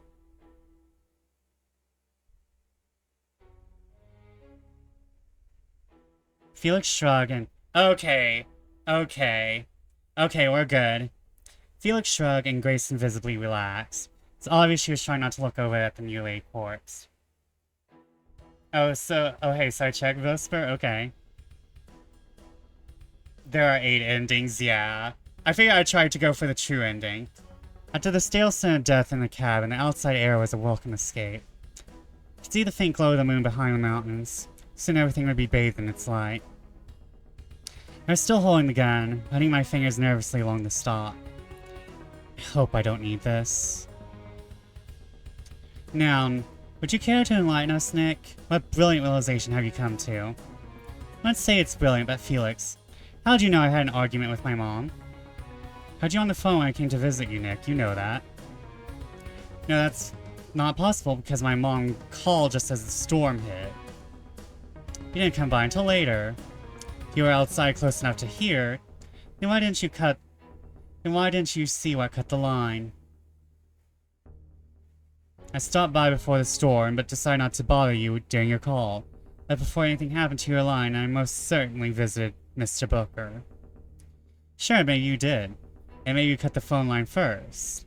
Weird. I thought I might need help so badly you came to my door again in the middle of the night. Felix, why'd you go cutting the phone line? You know what? All them other lines was cut too. My house phone didn't work neither when I tried to call my dad in town in the morning. You do that, Felix? Don't be daft. How could I? I don't think you were very surprised to learn that Mr. Nash was murdered either. I saw Grayson when she found that body. I believe her. She didn't know it was her dad until that hood came off. They said I didn't do this, yet all I've heard are accusations. There's something else. Grayson, I think you killed your mother. What? Nick, I held up my hand to stop her protests. It's gonna sound crazy, but... Grayson, I think you're a werewolf. Nick, why are you saying a crazy thing like that to me? That don't make sense. So you suspect it too, I turned and glared at Felix. I don't think you suspected anything, Felix. I think you knew already. No werewolf would hang that body up. He was bitten, but none of those bites looked fatal. I think Grayson's dad was still alive when you found him. He told you what attacked him, then you killed him. I can't be a werewolf, Nick. That's crazy talk. Listen, Grayson. You told me you sleepwalk, right? Does it always happen at night, when the moon is full, like it was last night? I don't know about a full moon, but of course it's night. Actually, Nick, I don't remember the last time I've seen a full moon. I nodded. Well, if you turned last night, we won't have to worry about another month, right? It's only one night you sleepwalk. She looked alarmed. No, Nick, it's 3. Heart jumped into my throat. To the sky. The moon had not yet crested the mountains. And last night was... Mason's voice shrank down to a whisper. Last night, it was the first. The girl is right. It's usually 3 nights. Night before, the night of, the night after the full moon. So you did know. Felix sniffed and stared me dead in the eyes, a look of deep offense on his face. I know a great many things. For example, I know that Mr. and Mrs. Nash lied to me about their daughter when they accepted this job. You see, I did find out Grayson was a werewolf, but I did not discover that fact until last night after she transformed. Mr. Nash, so he was alive when you met him. He was. Until I found out he was a liar tainted by a werewolf's bite. To that I may have become a bit upset. You killed him, you hung him. Yes. I did. We have also, removed his leg. I needed the bait, and I had to work with the tools available. A fitting end for him, given the problems he caused me.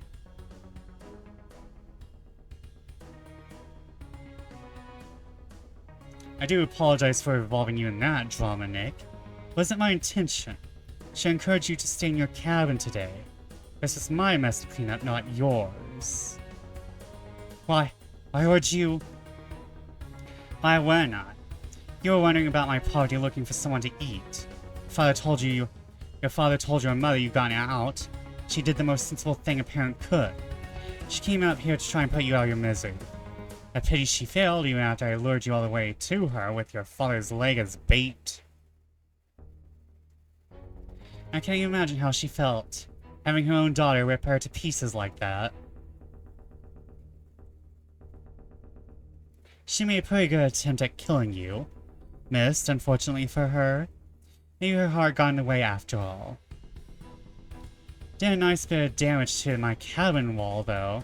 And you just absolutely ruined the floors when you ripped her up. Look of intense anger crossed his face.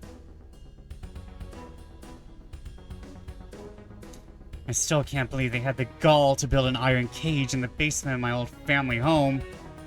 Offered them a place to stay and they had the audacity to rip it apart. Also, they could keep their mutt daughter as a pet.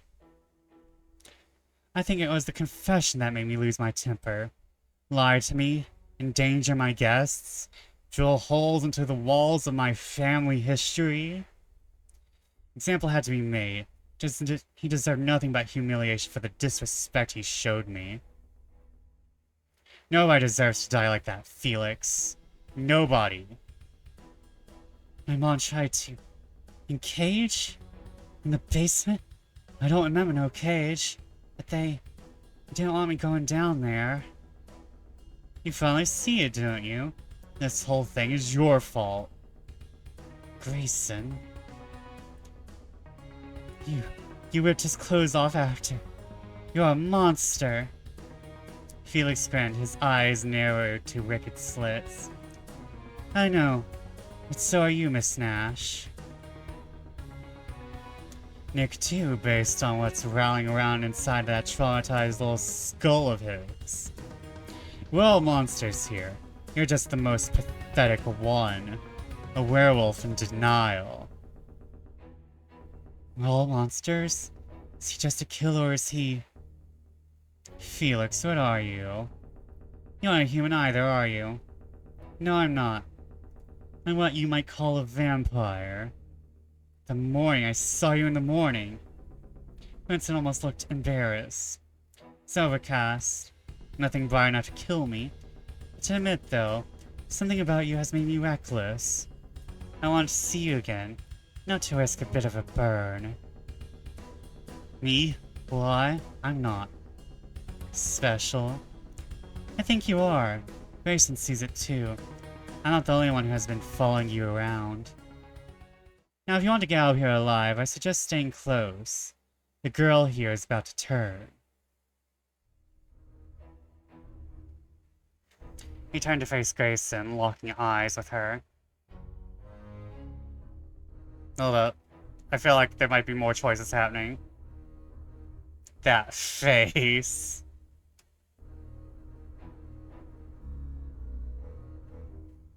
He begged me for help, you know.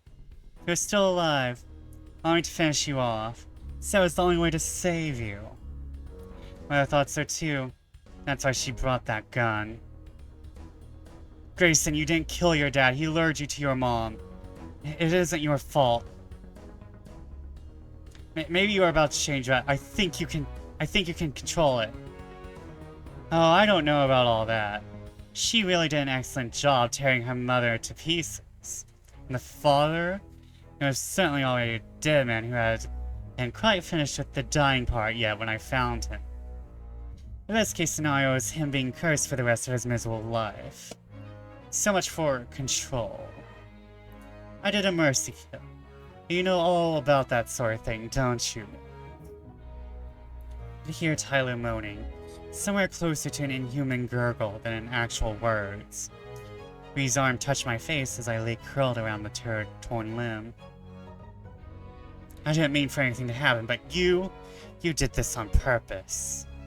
Well, looks like we have two monsters in denial. Disappointing you, Nick, but I thought at least you. Strangely, he did look confused, as if he had expected me to agree with him. Why the hell would I side with you? It's a shame. I thought that maybe... Never mind. If you want to go get yourself killed by siding with the mindless beast, your choice. Change your mind once you see the truth, I may still save you. If you ask nicely. The only one not worth keeping around is you. She snarled at Felix, fists clenched at her sides. If I am a monster like you say, then I'll be going down with you. You do right by me, Nick, you hear? I turn to that thing like y'all saying you'd best be finishing me off. Grayson, you don't need to. Don't you break my resolve now. I'm done with deciding. He's gotta be stopped and I'm the gal to do it. She lunged, taking a swipe at Felix. The clouds parted and she froze, every muscle in her body locking up. The moon hung, full and luminous overhead. She looked over at me and there was a mixture of fear and determination on her face.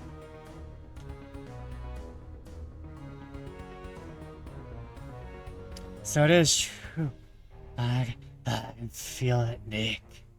Mom's gone. I'll get him, but you do right by me, you hear? You do.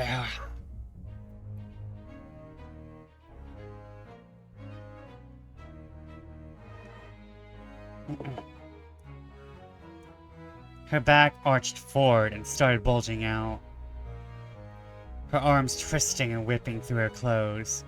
Her flesh tearing and repairing as it tried to keep up with the transformation of muscle, sinew, and bone underneath. Felix tensed up, his body elongating. Bat-like ears sprang from his head, claws extending from his fingers. You're gonna try and kill me, you little mongrel, but you'll see. I'm so much more than you'll ever be. I have control. Grayson was past the point of caring about his insults. Her body was growing larger with every passing moment. There was ripping and tearing as her clothes no longer fit her. I scrambled back, still clutching the gun. 2 shells. I had 2 shells.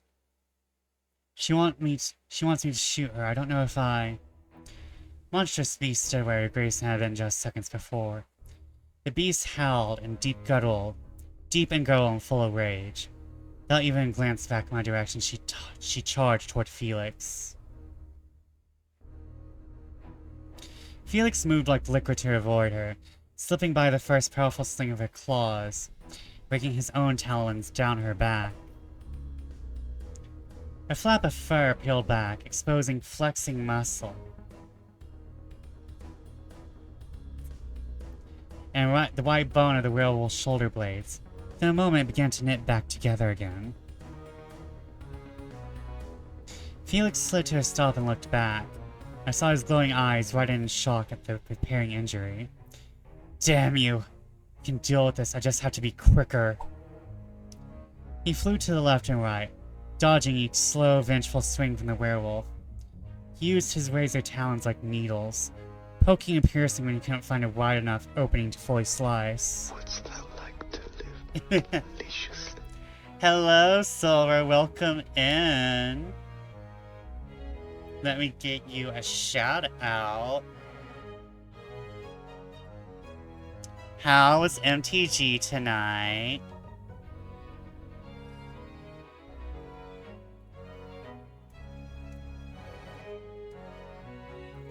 And please go follow Silver if you're not already, and go support his lovely Oracle card.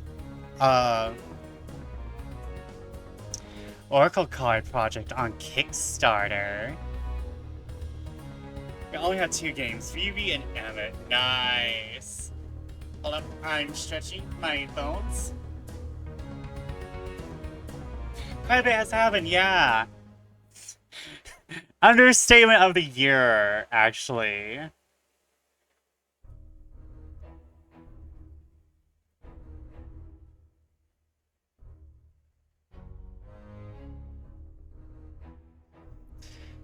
Did you win either of the games? I know that most people don't let you play VV.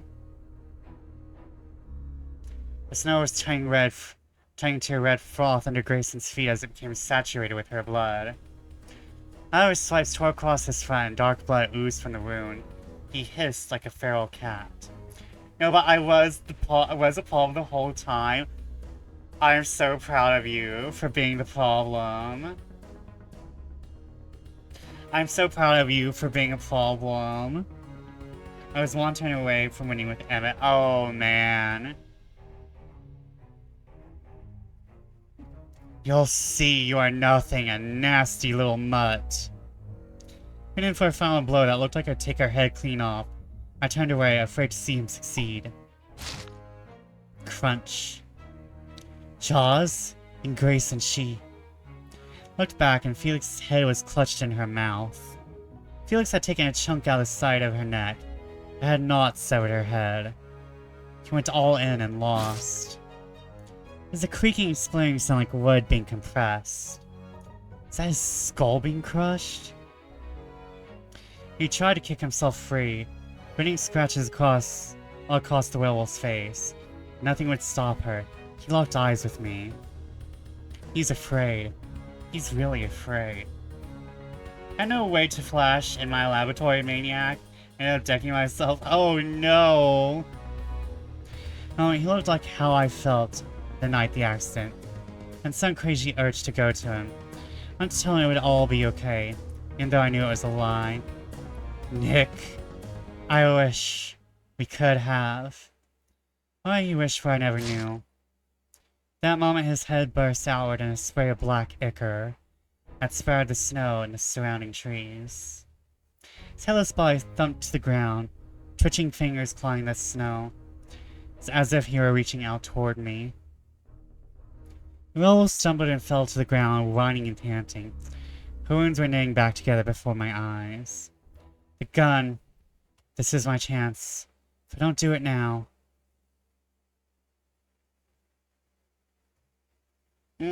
She asked for us to shoot him. Shoot her.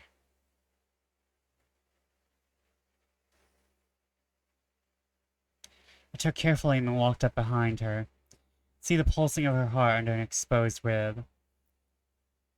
The surrounding muscle was all knitting back together. The final gift from Felix. I pulled the trigger. A mournful whimper cut the air and it made my heart break.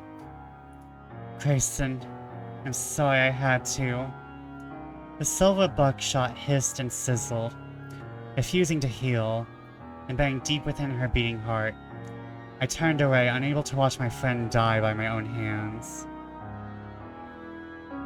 I've killed every friend I've ever had. Tyler, Bree, now Grayson. Nick, you did right by me, just like you promised. I turned around and she was there, small and trembling in the snow. The magic that had transformed her was still struggling to repair the damage I had done. I took a jerking, shuddering breath. I pulled my jacket off and draped it over the gaping hole in her chest. Yeah, I did, Grayson, but what if I could have?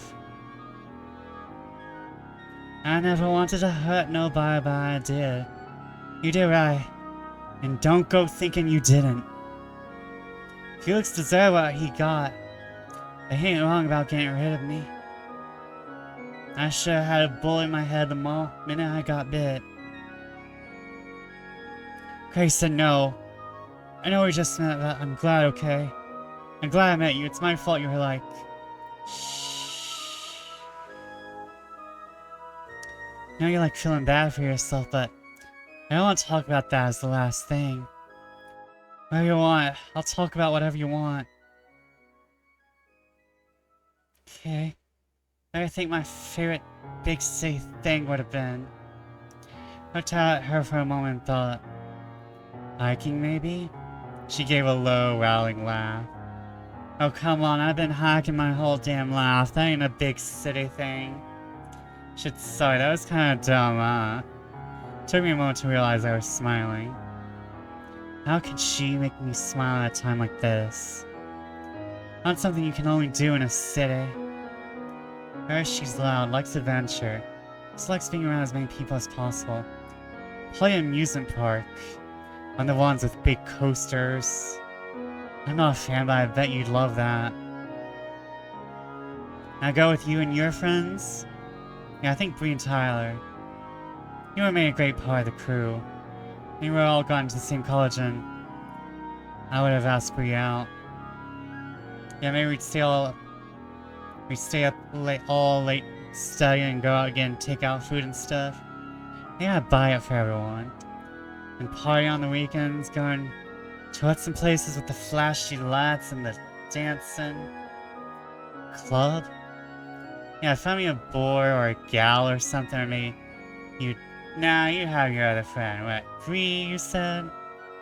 I don't know if that was even going to work, I never asked. I'd totally go on a date with you if I was single. I mean, if you wanted to. I'd totally be your wingman if I weren't. I've never been to a club, I bet going with you guys would have been fun. Grayson smiled. Yeah, that sounds nice. Nick, I can't feel nothing no more. I think it's soon. Listen that stuff? Cause your friends ain't around for it?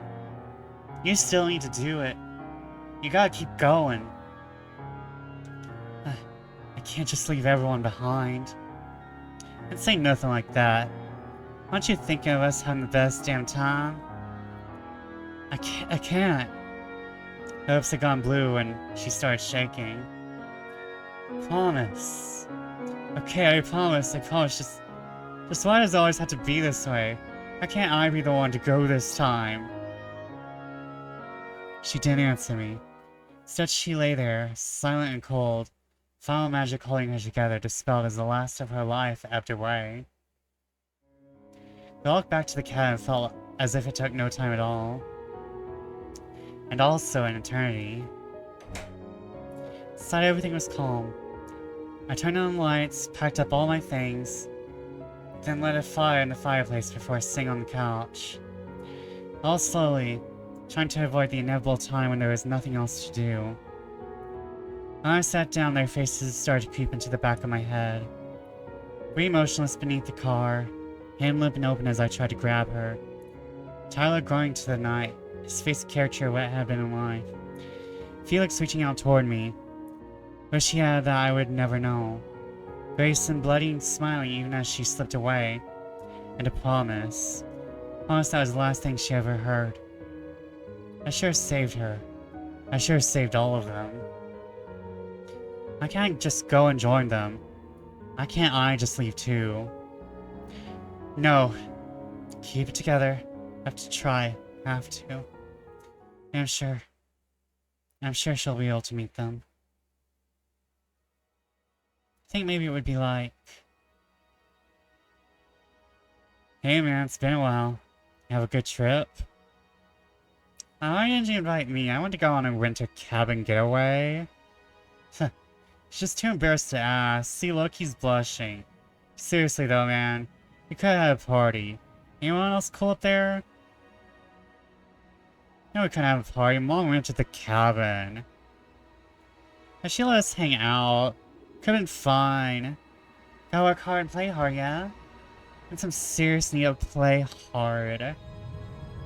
This volleyball match really took it out of me. College team was a lot tougher than high school was. Oh, Bree, he's not saying who he met. I bet it was a girl. You have competition. I hope not.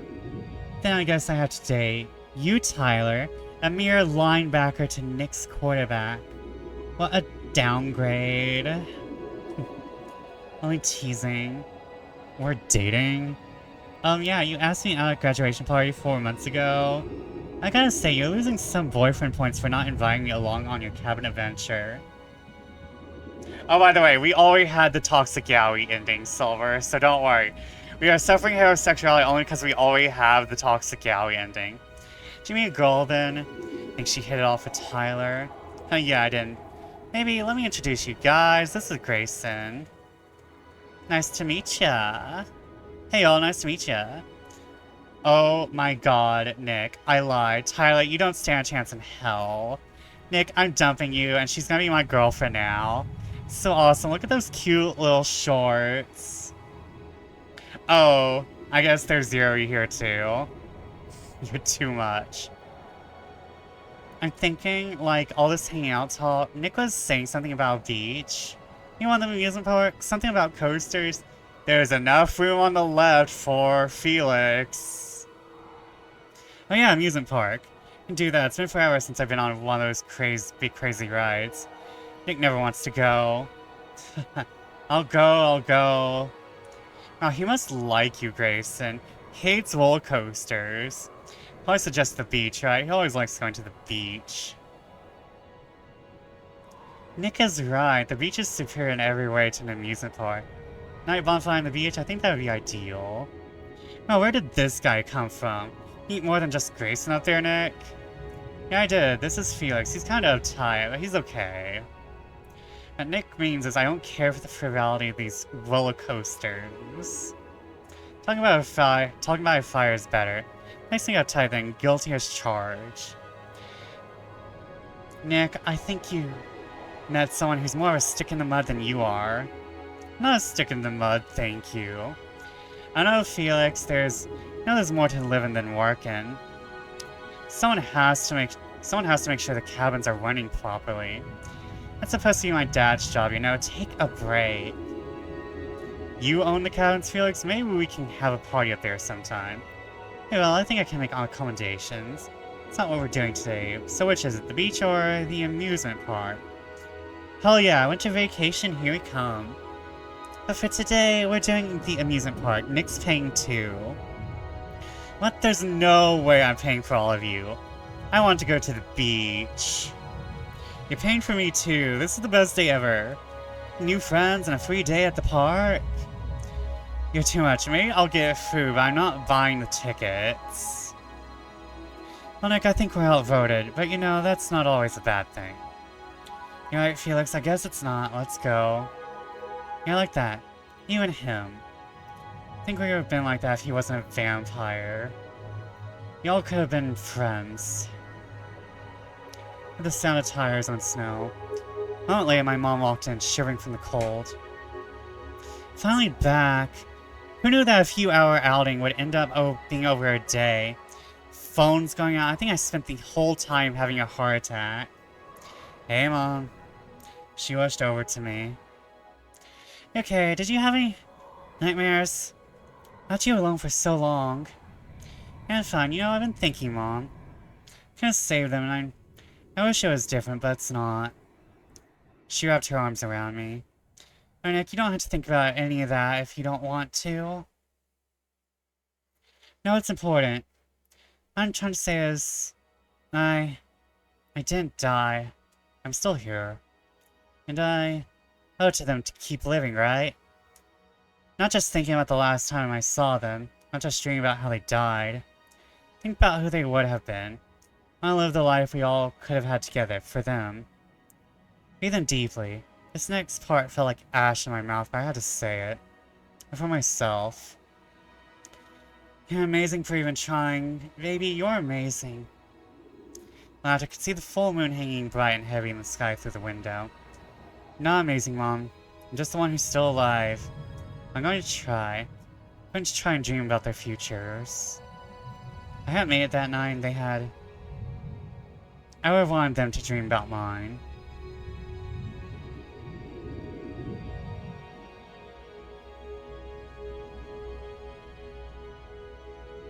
Hey, Mom, we stacked a few more up on the old body count.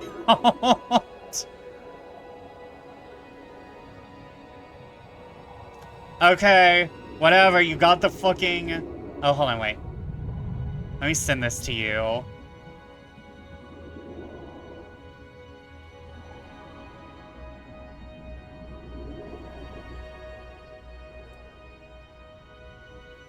There you go.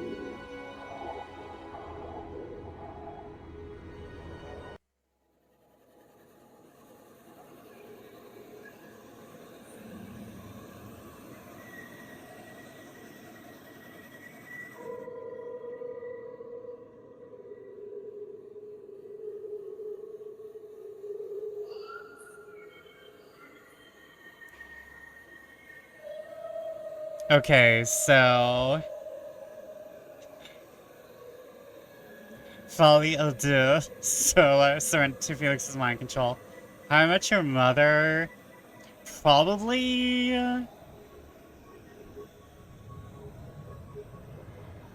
You had one job. I guess that's what happens when we don't.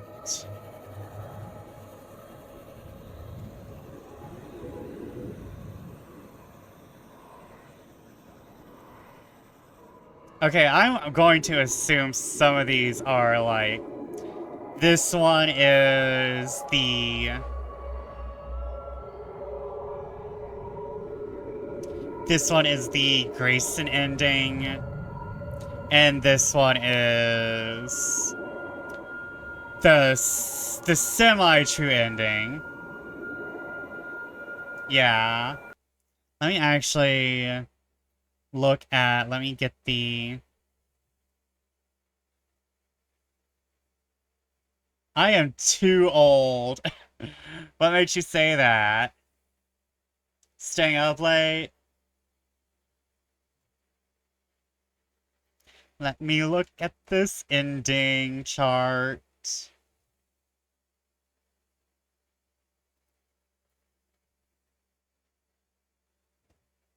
The name of the game made me think of the series USA Television with Rhonda, where she says, "Welcome to Up all night" in a weird voice. Hold on, wait. Hold on, wait. Let me see if I can access weird voice right now. Welcome to Up all night. Hold on, wait. No, wait. That was pretty good. That was pretty good.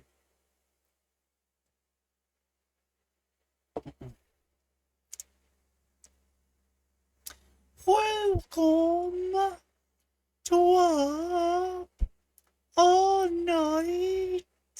There we go. There it was. There it was. Wait, what is still... That wasn't... It wasn't that weird. But that was great, thank you.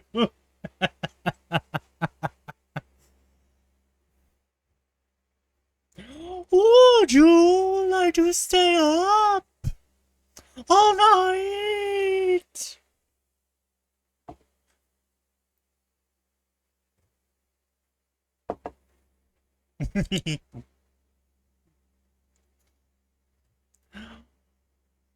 I am a dancer. Can you tell? Okay, let me see this ending guy.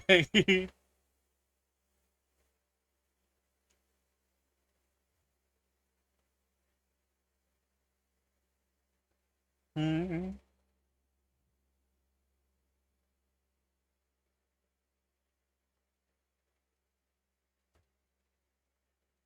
Okay, I see, I see.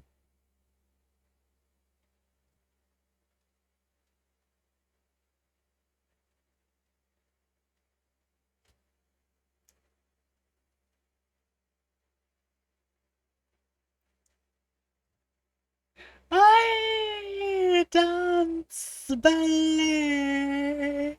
Can you tell? I think the best part of it is the first part is elongated, but then I just say, can you tell?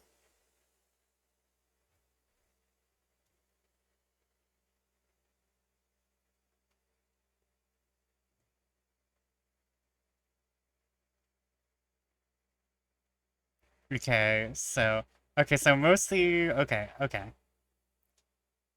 Thank you, walkthrough. But I had a nice chill night. Let me see who I can thresh you all upon. I I think okay. Is Kiro not on? Let me restart.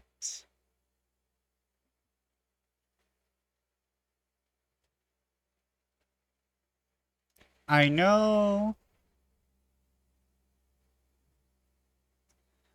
Chef is still on, however, let me see here. We have Roy, we have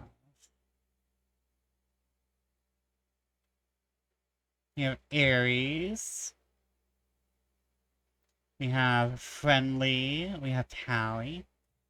You know what? It's been a while since I have thrown someone Pally's way, I think. Pally is also with Cat. I am pretty sure. Oh man, he's been on for a while. However, it looks like he might be on for more. So let me throw y'all on over to Paladin and Cat. I forgot my outro. I'll see y'all tomorrow, maybe. Um, depending on my mood and or if anything happens. Uh, thank y'all for joining me tonight. I had fun. It was a nice chill stream, which I kind of needed. I kind of just needed, as Brakos would put it, where the fuck is my shirt? Hold on. Where did that come off? Brakos wouldn't say that. But,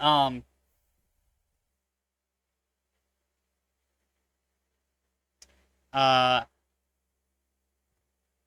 my god, the ADHD is strong within me.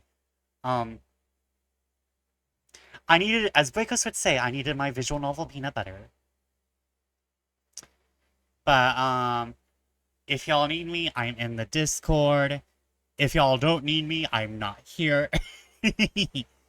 I am Schrodinger's bat. Do I exist? But anyways, good night, good fortune. See you when I see you, and goodbye.